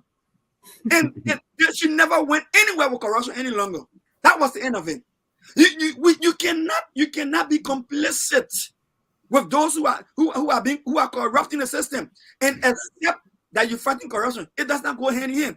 Denial. President Boakai must wake up. It's like tomorrow morning, say if you got the means, wake him up and say, President Boakai, wake up. You cannot deny that thing no more. Corruption is dining with you. Corruption is eating with you. Corruption is traveling with you. Corruption is in your cabinet meeting. Corruption is in your different ministries and agencies. And you must wake up and start dismissing people for any acts or allegation of corruption so that people know you are serious. Anthony, since my name has been invoked, may I quickly set you points? Wait for my time. So wait for your time. Okay, I'm willing to wait. No, I'll grant him the minute because you mentioned him. I think you say he's a PR for DeLong. Yeah, exactly. So I rolled my eyes when you said that. So I will go. This is focused on governance advisor. Let me set the record straight. Let me make it clarity. This is focused on pro governance advisor. You are accusing of being exactly. I've not been hired yet to be a PR consultant for anybody. Look, Dr. Pearson, listen. You have a point, right? The DeLong quote, I didn't see it as I was talking. Somebody texted a thing to me. I think it was in our chat as well. So there's prosecution there. There's accountability. I was urging caution because it looked like you were conflicting. You discuss about time to reset, dismiss people, suspend people, hire the right people. That may not necessarily be a corrupt matter. To say, look, it could be an ineptitude, government effectiveness question, but no question. We all agree on the corruption question here. All evening, that's what I've been discussing here. So I won't be one who will say, oh, you don't recognize corruption or anything like that. Secondly, though, let's engage in intellectual honesty here too. President Boakai is the one who's been quoted as saying corruption is cancer. It's a cancer on our society. This man who's calling himself a witch hunter for corruption, the fight against corruption, for us to come here now to somehow try to say that he perhaps has not realized that corruption is the problem, I think that is unfair. Again, you may say I sound like a PR for the president, but our new organization, the LGJI, we will partner with any individual, government, anyone to promote the good image of Liberia and address these governance questions.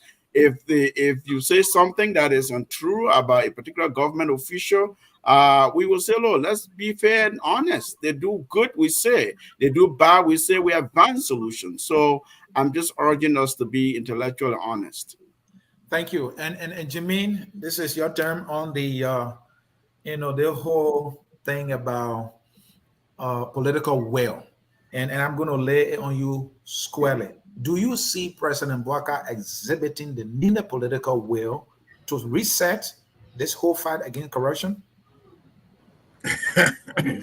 What? Jimmy, my question is joking you and you're laughing. This is a serious question. Yeah, because let me tell you, if he will exhibit political will, I said it from the beginning. He should have chastised his deputy when he refused to declare the assets. He would have been from the jump. He would have proved that he's meant for business. He declared his own. So why in the world the people you appoint are not doing what the law says to do, and you do nothing about it? That's lack of political will. Okay, complete lack of political will. And you ask another question. You ask, how can corruption be attacked? Solutions. It's such a massive and endemic problem. Going all over the place at it may not be the right thing, but you can start with the judicial system. Since everything will end up in the judicial system, it's very important that you fortify the judicial system and make it free. Make sure your judges, if you have to even entrap some of them to get rid of the bad ones, you do it. But you start in segments and you relate the segments in a coordinated way to effectively govern as a whole and change the entire culture and system. So yeah, it may be necessary to do in sectors, but for Boakai to show me he got a political will, I tell him start at home. Start at home with those who do missteps. Do not be silent about it. That we've seen that before. If you're not going to be vocal, you're giving people a free pass, and it's going to grow. Can you imagine? This is just 9 months. It's going to grow. It's going to fester like any cancer or bacteria. It's going to get worse and worse. All he has to do, put them in check, put his foot down, and things will start changing. Thank you. Dr. Doug, you want to take a swab at that? Then we go to something else? No, but I think, we can go to, everybody said the same thing. I mean, it's about political will. It's about leadership. So are you agreeing that your friend, Mr. Boakai, the president, is not showing the needed political will? Well, I think he's showing it somehow. I mean, I'm not saying some. My question is the needed. Is he showing the needed political will? You want to talk about some? Probably not to the level of people expect. That's what I was talking about. My standards are hard. I want to call in the political bulldog. Yeah, expectation gap. We are in a, there's a big expectation gap between what the people expect in Liberia, what they were seeing through the George Weah government, 6 years of plunder and dismantling the state, every institution and all of that. And now we're expecting Boakai to come overnight to change it. But that's not even possible. Exactly. Because once you're talking about a democracy, two, you're talking about, okay, somebody who's been in government for 50 years and has a different approach to things. It's not the Jerry Rawlings that you want. But he has his own ideas and he's slow doing it. But I would say, yes, he knows, contrary to what Dr. Pearson said, I think he knows what corruption is. He's seen it. He talked about it. He, been pushing institutions to do their work. But now, the challenge for Boakai, like we all say here, Jimmy just said it, clean up your own surrounding first before you go out. Yes. The short example and say, you know what, I'm going to talk about corruption, but I'll do it in a way that you see me show it to you, that I don't have corrupt people around me feeding me false reports. Because, people always forget, I work with 2 presidents. You can isolate a president from the reality. And one of the problems you can talk about, the president been traveling. He said 9 trips. That president took 9 trips in 9 months. It took about 4 days to prepare the president to leave the country. 4 days to prepare a trip. Press releases, what do you do, when you do, who you're going to meet. It takes about, to put it on a delegation, it takes about 4 days to get a president. So when the president goes for 1 day, it's actually 5 days. And then you talk about the next day, he's not going to work or she's not going to work. So those, I'm worried that president is not being distracted by these trips that are all PR trips. You know, it's good to go sell the image of the country, but maybe that takes his focus from the reality on the ground.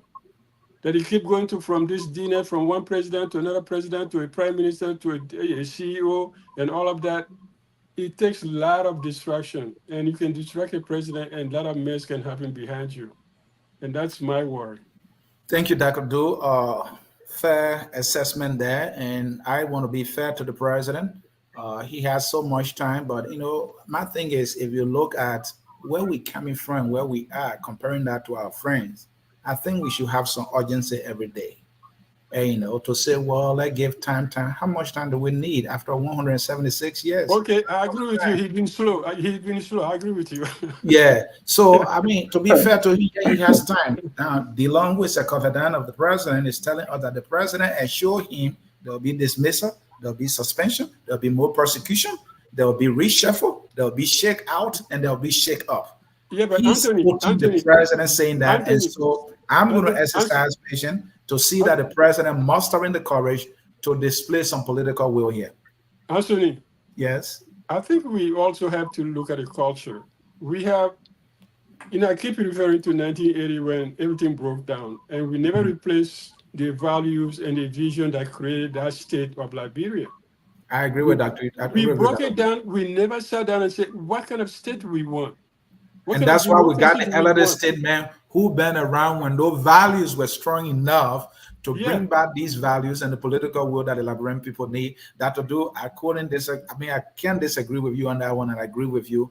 Thank you. Because of time, we're going to announce the phone number for our callers to call in 605-313-6004. Also, don't hesitate to enter the call 791-403 to join the conversation. The line is open. Please call in, and then we will give you the opportunity. Dr. Do, I want you to stay around. Don't go yet. We have not ended the show. No. I'm right here. I'm right here. I'm taking care of something. I'm right here. Oh, okay, Dr. Do. Thank you so much. I'm right here on the table. So gentlemen, while we wait for the callers, Dennis will alert me if we have some calls. Let's come to our Tabata section. The Tabata section, I'm going to do it differently this time around. The president has been traveling. Is there any Tabata that you've seen in your judgment with these travels that the president have done so far?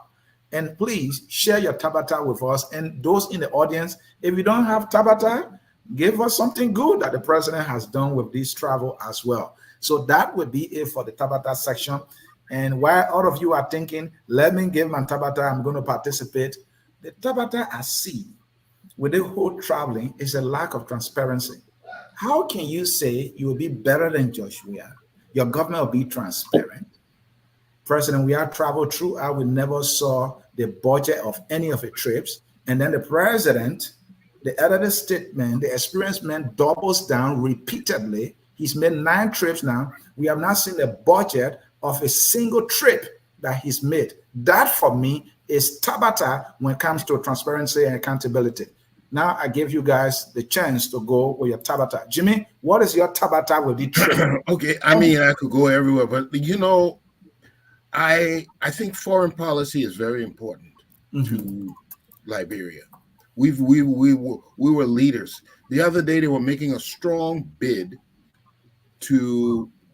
for a seat on the council there. Yeah. But have we been championing issues that affect other people in the world? Have we been vocal about it? Have we been a moral voice in the wilderness? Have we been that Liberia of before, but you want a position? I think our foreign policy has to be developed and tailored to meet the new economic challenges and the political differences of tomorrow. I don't see that. I don't even hear anything about foreign foreign policy. Your foreign policy can shape how the country goes, where it goes, how it develops. And I see nothing like that going on yet. But I see we're trying to make a bid for something we're not even formidable as a competitor or Thank you. aspirant. That's Jimmy Tabata. Mr. Dukle, your Tabata with foreign travel? Any? If you don't have any Tabata, anything good with the foreign travel?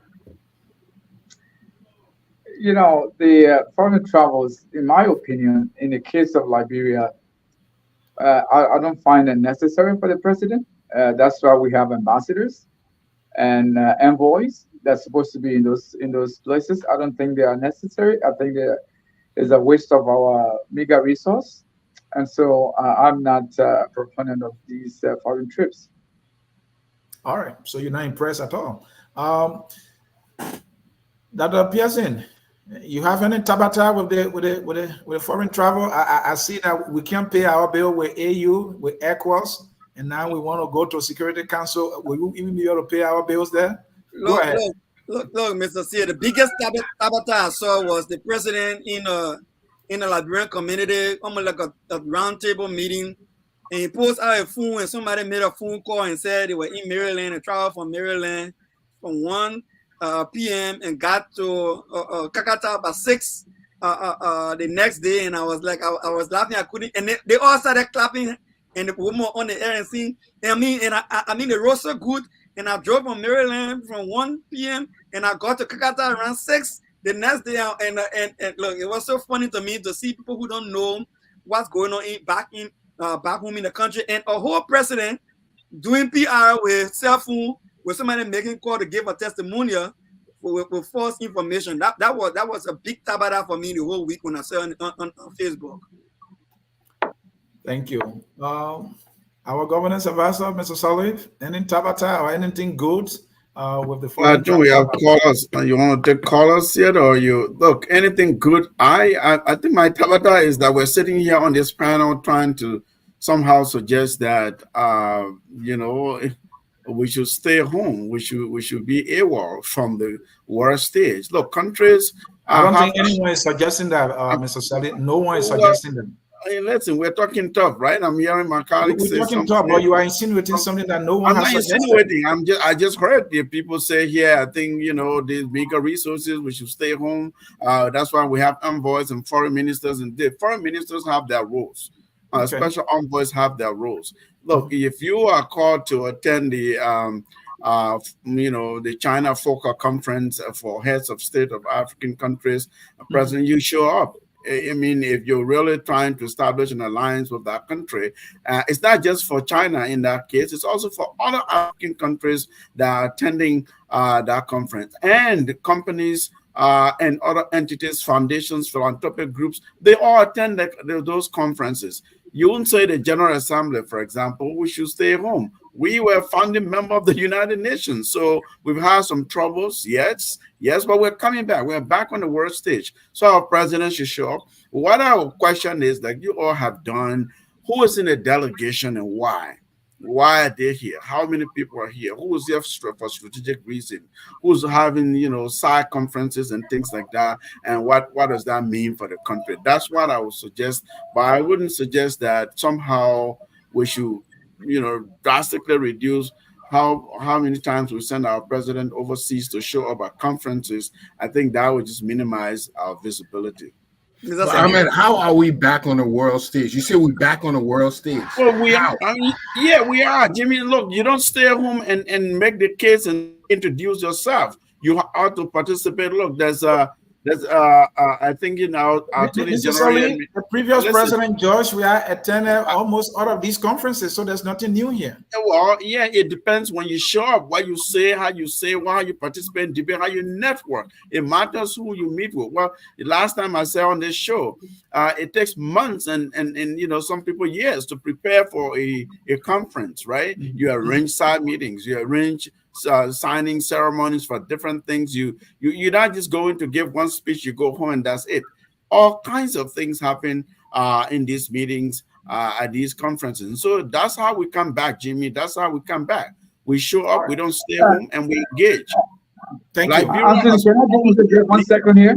No, Mr. Douglas, we have to go to the line. The callers are waiting. Dr. Du, quickly, if you can, any Tabata or any good thing with the foreign travel before we go to the callers? My Tabata is the African leaders. 50 of them go sit in China to eat Chinese food for 2 days and say we're going to cooperate with China. That's my biggest Tabata. It's so dumb, so stupid, so un-African. The 50 African head of states will get on their private jets to go sit in Beijing and then bow down to the Chinese men and say, come exploit us. Because we have not been Anthony, can you give me 30 seconds? All right, I'll give you that 30 seconds. Go ahead. Yeah, Brother Ahmed, I just wanted to say to you, all the things you said, they are absolutely right. None of them apply to the Republic of Liberia. None of them applies to like what? I mean, what do you mean? Like, we don't set up meetings. All the good things you said that countries supposed to do to elevate themselves, to promote themselves, Liberia doesn't do none of that.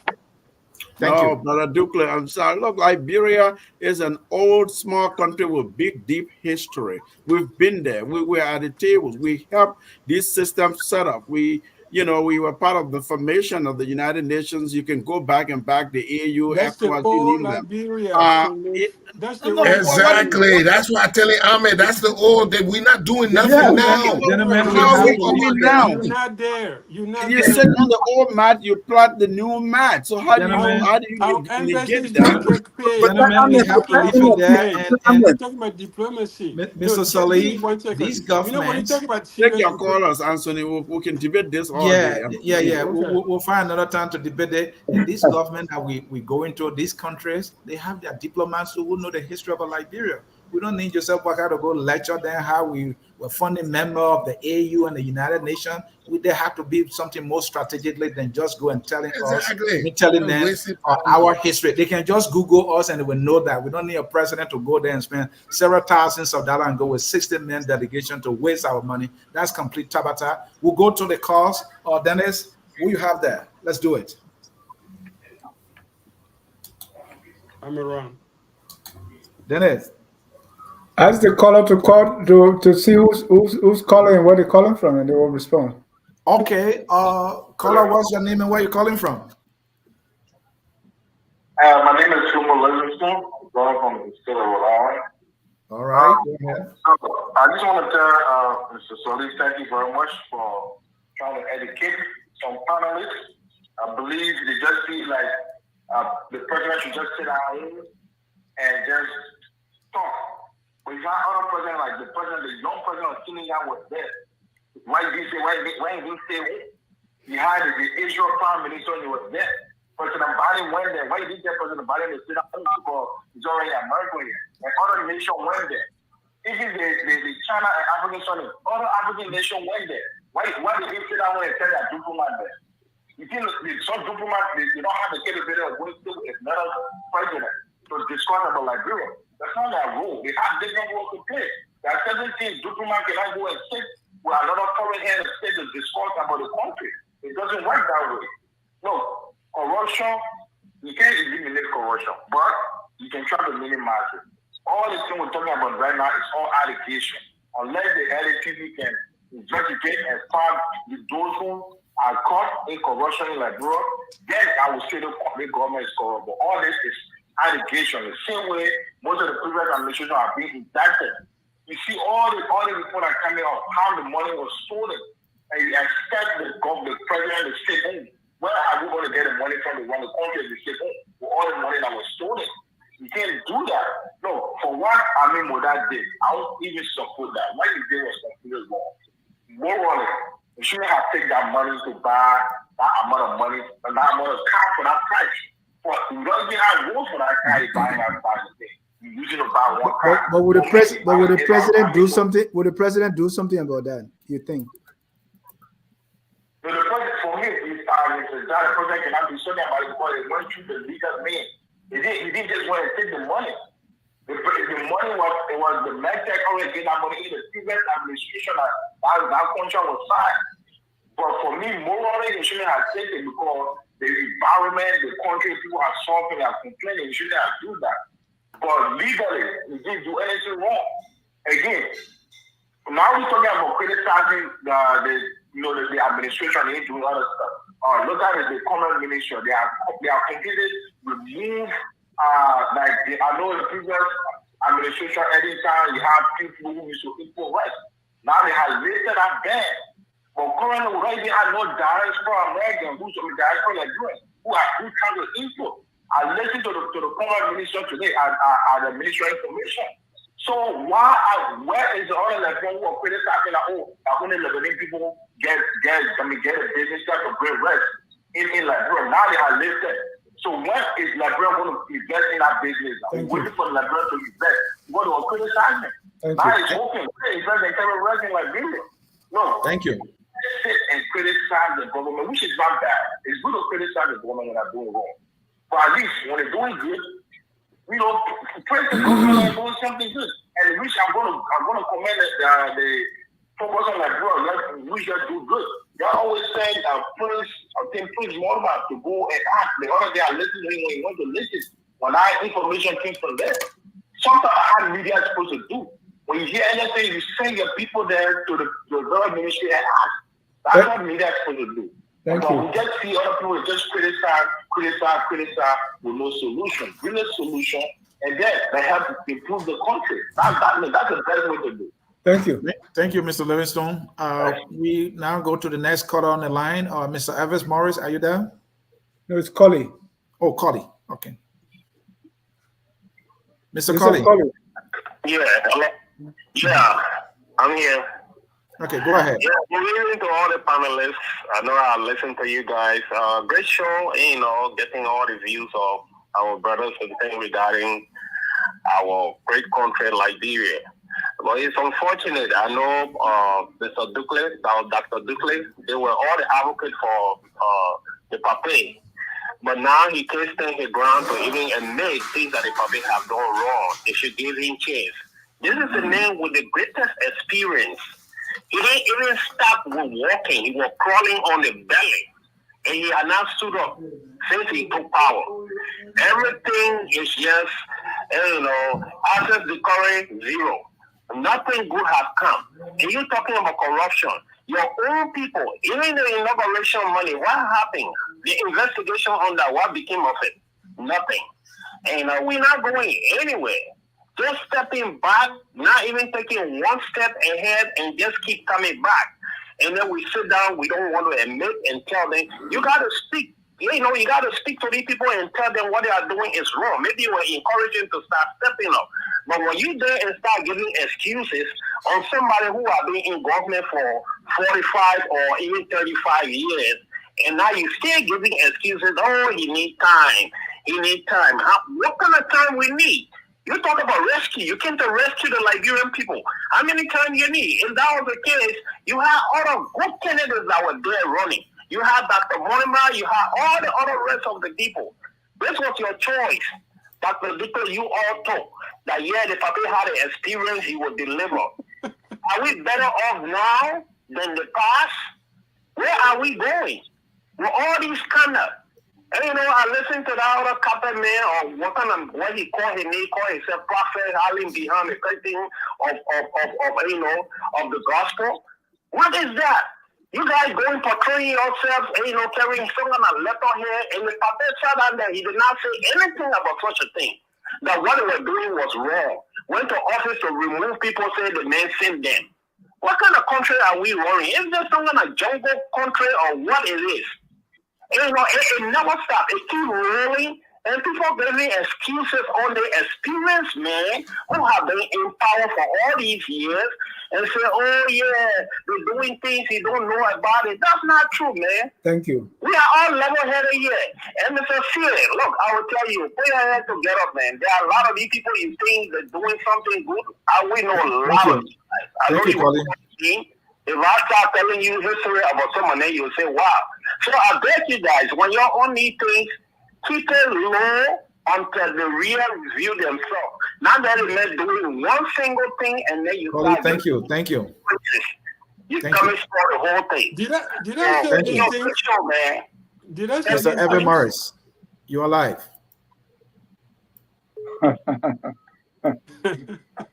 Mr. Evan Morris.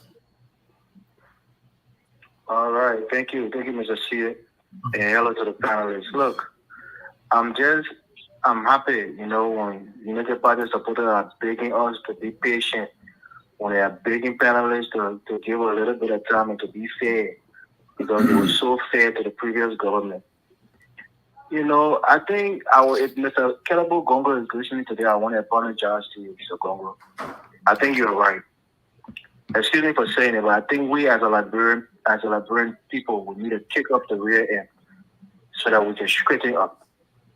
Because the papa who's supposed to come there and straighten us up, he himself needs to be straightened up himself. Because the same thing the papa said, I would say to him, we give the job of a young man to an old man who is not prioritizing, who doesn't have the stamina to do what is needed. He have the time to sit down and fly for 10, 15, 20 hours around the world, but he doesn't have the time to stay in the country and fix the problem. So for me, I think when people on the panel are trying to find every reason to trust this government, every reason to give this government the benefit of the doubt, I can't take their analysis seriously, even when they have degrees that commensurate with the subject matter, because you're not being fair to the audience and you're being disingenuous when you're trying to get us to say, the president, I think you're doing well. Matter of fact, he ain't even been in power for so and so you got to monitor the amount of time, and thereby you're not being in power for 6 months. But we know you've been president for 9 months, and you should have been playing right after you won the elections. So for me, no excuse for President Boakai. Even me, who's a CDC supporter, I have hopes that President Boakai will do better than President Weah, especially when it came to the issue of corruption. But he's eerily silent. The fierce urgency of now is not there for this president. I told you guys on other shows, things that are supposed to take real, human being 1 year will take President Boakai 3 years to accomplish. So before his government really start moving, it will be in year 2, almost year 3. Before he really start getting things going, by that time the president said finish, then it will tell you, we're starting to do good, we need another 6 more years. We do all the things we were supposed to do. And this idea that Liberia is now just arriving. Why? Because they had a crewman judge we had there. He's stupid. He knows nothing. Only when they pull Joseph Boakai there, he don't want to know things. And now Liberia is arriving on the war stage. Thank you. Some of the other terms of these things when people are talking on the show. That's why for me, I don't hide it. I say the quiet part out loud. I confront these people when they try to bring these little jabs and try to masquerade it as honest analysis. Thank you. For checking the other panelists who try to say that Liberia has arrived. A Liberian arrived on a job, we have a arrived on a stupid job, Boakai, who can barely speak up when you have the word listening to him, can barely enunciate the words. He's very low energy at the time we arrive. Thank you, Evan Morris. Please leave our Papa alone. He's here for 6 years. Thank you. Mr. Morris. Mr. Morris. Say all the things you want to say. Mr. Morris, to what extent is this? To what extent is your position about what they did to Weah, or you just being objective, or is it like, okay, you said this about Weah? Can I ask him a question? Can I ask him a question? No, that'll do. No, I want to ask him a question. I see him on different channels. He talks about us. Now they're finding ways to kick for this government. Thank you. I don't like it. Dr. Dugley got a question for you. Hold on. Dr. Dugley got a question for you. I want to ask you a question, though. Who exactly was making apologies for Boakai? Because I talked about the fact that the man came, he hit the ground walking, not running. I talked about the yellow machines. I talked about the buses. No. Listen to me. One at a time, please, gentlemen. I'm just saying, you have to be, very careful and honest with yourself. When you come on a show and say, the panelists are trying to do this, and then you put 5, 6 of us into one bunch. We don't know who is who. Gentlemen, we'll give time for reaction to the callers. Yeah, we'll give time for reaction to the callers. Gentlemen, thank you. Evans, Morris, thank you. Let's go back to the phone line. We have Boy Solo on the line. Boy, are you there? Yeah, I'm here. Thank you for having me. I got a first question before I would say anything. I really want to know something. under which regime that we saw that even the little children knew about corruption in Liberia, or that corruption was taking place in the country? Samuel Doe. Samuel Doe. Thomas? No, y'all got it wrong. Okay. Today, all the little children know that everywhere is corruption. It was under Joe Boakai and Manaseli. Oh, so when we talk about corruption, King Kong, when Manaseli said she couldn't fight corruption because the corruption was King Kong, it was under Joe Boakai and Manaseli. I think she said it was vampire. I listen to people to talk about sanction. Can you guys stay on the platform that no U.S. government official have been sanctioned by any other country? We come here, people will say, they will come up with sanctions to favor them. But you guys are not looking at the main issue here. That America continue to tell us what the interest is, that what they're going to do. If you go against the interest, they will come after you. Let McGill went against their interest. Yeah, so I mean, one lie America came up with any sanction against Firestone. The way they're treating the Liberian people. One lie. We all on the platform know Firestone was supporting MPFL by paying taxes to child status. Why? They were using that money to buy guns and kill our people. What did the American government do to Firestone? So what's your point? Let's go to Metal City. No. What's your point? My point is, you don't have more time. My point is, okay, no, it reached me. We don't have no time. Mr. C, you gotta give me the time. My point is, people talk about censure on the particular show. Other people are government official was censored, but we are not going after the reason why some of them was censored. We're not finding out to come up to the American government or whosoever and say we need to come up with boy, to your question, right? The U.S. government said they sanctioned these individuals, among other things, because of significant corruption. So corruption was one of the reasons they stated. Yeah. So if somebody is corrupt, you got to come up with a proof. But they told us that they don't have no proof. It's an allegation. Okay. Usually they take the proof to court, and these individuals have not gone to court. So maybe our government need to take these people to court and ask the U.S. government. You said these people were involved in significant corruption. What the evidence you have against them? Thank you. Let's get to another caller. We appreciate your time. Quickly, please. You interrupting me, but you're not. No, you have enough time, but please conclude, please. No, okay.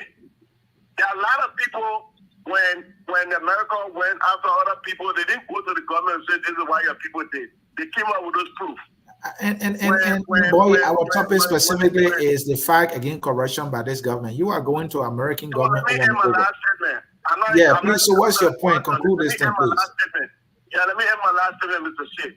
So what I was saying today, I'm not in favor of people being corrupt in our country, but this government will not do nothing on corruption.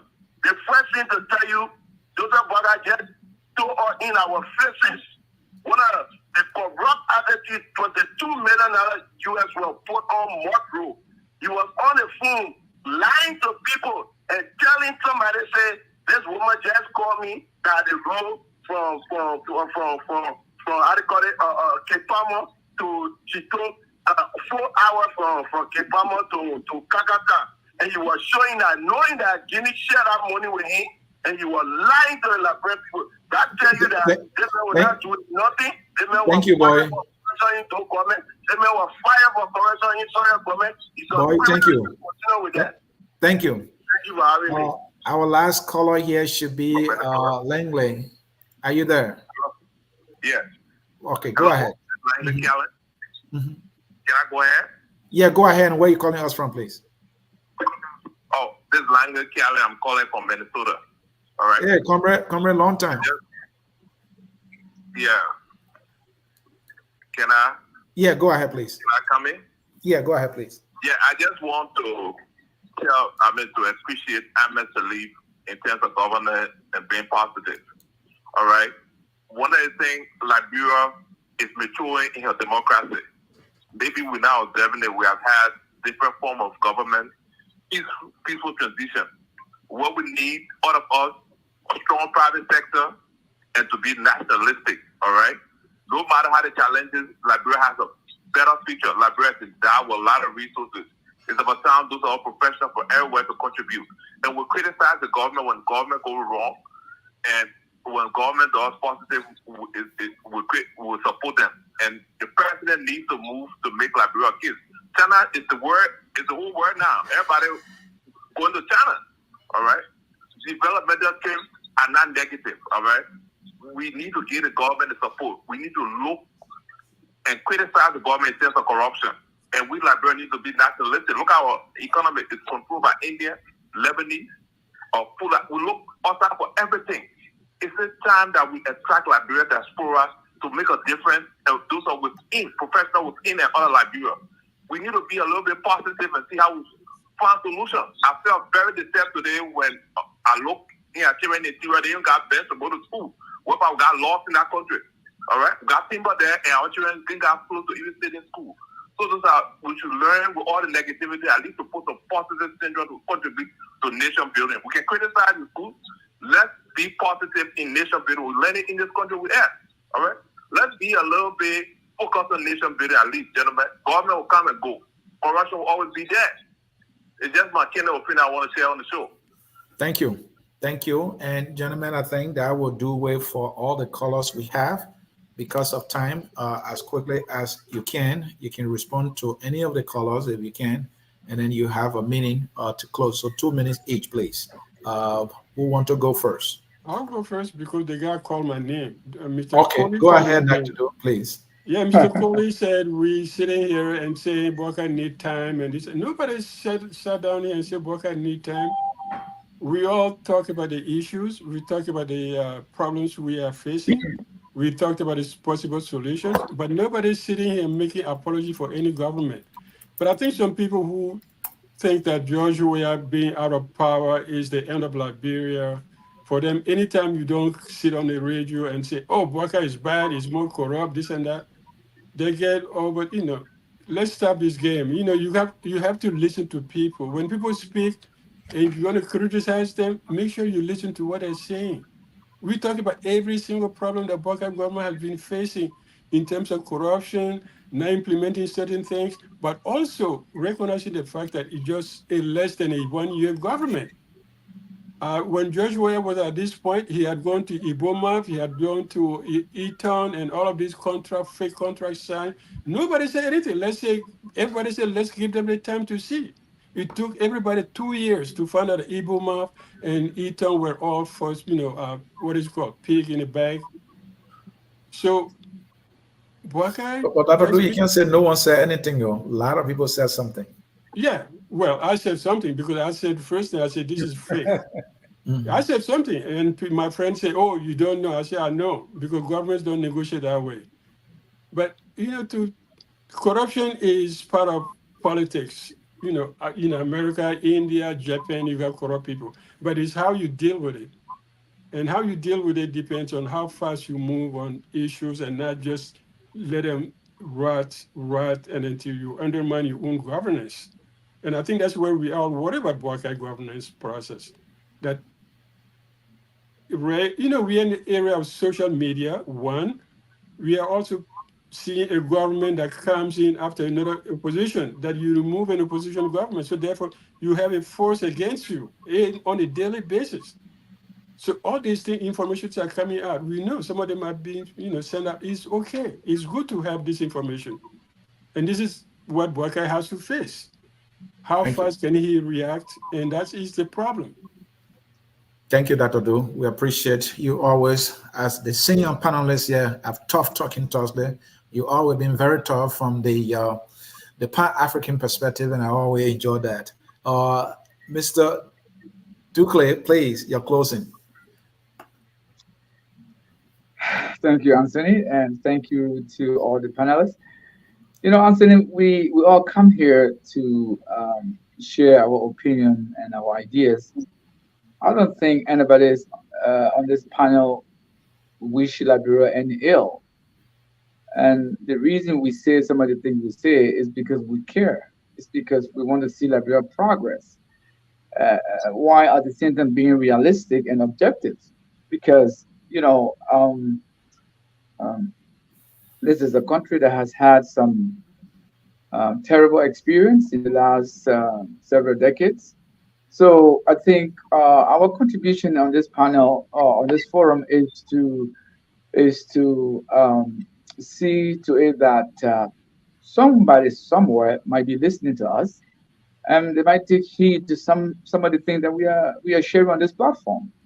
So I think our criticism is well founded, and we are not just criticizing. We are also suggesting, providing what we think might be the solution to some of the things that are happening in Liberia. Thank you. Thank you. Jimmy? Yeah, it was a good. We had a good discussion. What I want to take away from this discussion today was the phrase that says politics or is perception, and I see that a lot. When Joseph Boakai was coming to the campaign was going on, he was advocating to become president. A lot of people just thought of this senior, wise person with a tons of experience coming to the board, coming to the forefront, and will do things to effectively manage Liberia. But I remember going to before his last run, and I saw him, and I saw an elderly gentleman, but with not the vigor that is going to be required to fix Liberia. He didn't have the energy. He didn't have the originality. And only way he would have done it is if he put a team together with that originality and vigor and chutzpah to go after the country's ills as they should. But I think like every other president, everybody's tied down by something. I think the only way for him, he's going to have to go out of his inner circle and get some very vibrant, vigorous people who really love Liberia, not committed to a party, but they love Liberia, they die for Liberia, they'll be honest and get those people to do his administration. I think that's the way he would have to do if he wants to turn this around. Otherwise, the praise singers will not help him. Dr. Pearson, you're closing? Thank you, Anthony, and thanks for having me tonight, and thanks to my fellow panelists for being a part of the show tonight. And thanks to the listeners who follow us tonight. I want to just start off by saying that I think Livingstone, like Flomo Livingstone is living in denial, and a lot of Boakai supporters are living in denial. They feel that admitting or accepting that corruption is within their own cycle is not a reality. They probably want to just call it allegations and let it slide, whereas they go after opposition politicians and indict them for what they call corruption. So they have a double standard as to how they see corruption. I think that is bad for Liberia. I think Boakai and his advisors that around him should come to reality that corruption is endemic in his administration as we speak. And there should be a non-political approach to fighting corruption, one. And I think, two, there has to be a very strong reassurance to our independence, integrity institutions that they can go ahead and prosecute people for corruption and have no fear for any reprisal from a superior president who can go ahead and just violate tenure positions. And I think lastly, I would like to say that President Boakai need to muster the political will, like his party chairman has alluded to, and Darius DeLon has alluded to, and other of us are calling on him to prosecute people for corruption within his own cycle. And I think in closing, finally, I would say last day, Mr. C, President Boakai needs to speak more strongly on issues that are happening in the country and break that silence that we see that is evolving over the last 9 months. He needs to be more vocal on issues that are obtaining in the country. Thank you. Thank you. Well said there. Dr. Ahmed Salif, you will close it for the night, our governance advisor. Thank you, Anthony. I'm very honored to have sat on this panel of these distinguished Liberian professionals, and thanks to all the viewers and those who contributed, even those who accuse me of of all the things that they did.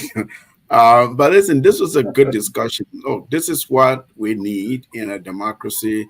We participate in the public square. We not just come here and pontificate and opine, but really present professional, expertise, give analysis based on facts, based on evidence, and based on our own experience and professional training on matters that impact our country. And so the issue of corruption is an age-old thing in the country. And I think that to talk about it and to push our leaders, those who are at the helm of our country right now, to really begin to think that Liberians are not silent, Liberians are aware of what's going on. It's a beginning, it's a good beginning of thinking about what kind of framework suits our context that will be effective in ridding the country of corruption, because corruption is eating up the growth of the country. Liberia is behind, decades, if not hundreds of years. I mean, it's not an exaggeration. We are an old country in Africa. This is the 21st century. There are some basic things that we're struggling with that we shouldn't be struggling with. We have no business to be struggling with these things right now. And so, yes, when we come here to talk about corruption and things like that, it's not personal. We're not. For one, I can speak for me. I'm not here to personalize, to defend somebody, or try to cut corners, and just because I like someone or an administration. I'm truly sincere about what I say, and I do stuff about things I say and things I want to see for Liberia. Right? For example, we recently launched Liberia Governance and Justice Initiative. We are doing serious work here in the diaspora, but most importantly in Liberia, and therefore we invite all Liberian professionals at home and in the diaspora to join us. We don't have to wait for the World Bank to give us statistics and data about our country. We don't have to wait for the U.S. State Department to issue country conditions and manufacture some things about our country. Liberians who know their country, who know the problems, who know their people, should be studying and establishing institutions that understand the country so that others can quote and cite us. And that way we will be in charge, in the driver's seats of the development of our own country. And so I view all these discussions as healthy, as the right things to do to advance moving the country forward. So again, any opportunity I have to contribute, I will do so, and I'm grateful for it. So thank you for inviting me here tonight. Gentlemen, I can't thank you enough for availing yourself and participating in this discussion in a very serious way. And also to our audience who took their time and stuck with us throughout the discussion. We advise you to always follow us here at Focus on Liberia. We educate, we elevate, and promote all things Liberia, and never hesitate to share the show. I will close and be part of the discussion in this way. On foreign travel, no, I disagree. You may be right that the government must travel or our president must travel. That is fair. Let them travel. But the best way to secure investment to Liberia from outside of Liberia is what you do domestically. Show the world that you mean business in your country. They will come to do business with you. I would have loved for President Boakai to travel to Riverside with a 60-man delegation and about $1 million that they spent to change the condition of this school building in Riverside and the lives of those Liberian students who are our future in that country.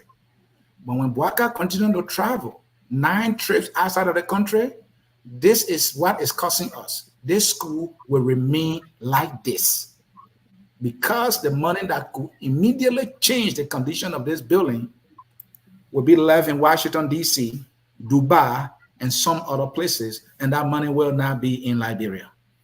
I'm ready for the debate. Anybody want to challenge me? Let us debate the issue. If Boakai is changing this school, the one in Grand Cru, the quotes that we saw on Facebook, where they have the Liberian flag and that this rotten building, if Boakai can change that, maybe foreign government and other, development partner will say, no, we got to help this president. See what he's doing in his own country. He needs all the help. But when you are in hotel, spending thousands of dollars, DSA for government officials who should not even be there in the first place, that is a waste. They will not even want to give you money. That's the debate I'm ready to have any other day. Now, I read that the European Union has given Liberia $108 million. Boakai did not go to Europe for us to get that money.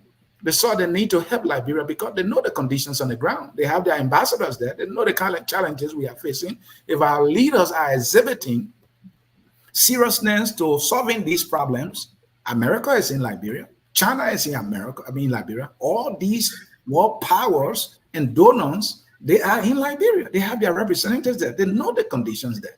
You don't have to go spend millions of dollars and go eat Chinese food in China before they can know that Liberia needs help. I disagree. I beg to differ. But again, this is Tough Talking Thursday, and I talk to participate. Gentlemen, I can't thank you enough. I think you were excellent on the issues, but I thought to be on point on this one. On that note, the song says, we are all Liberians, and that song is taking us home. Dennis, thank you for helping us with the call. Folks, tomorrow is Friday night debate, and I will be here. I want to moderate Friday night debate. You can debate the issue. Come, let us debate Liberia. Thank you for watching. Enjoy the song. We are all Liberians, and bye-bye. We are Liberians.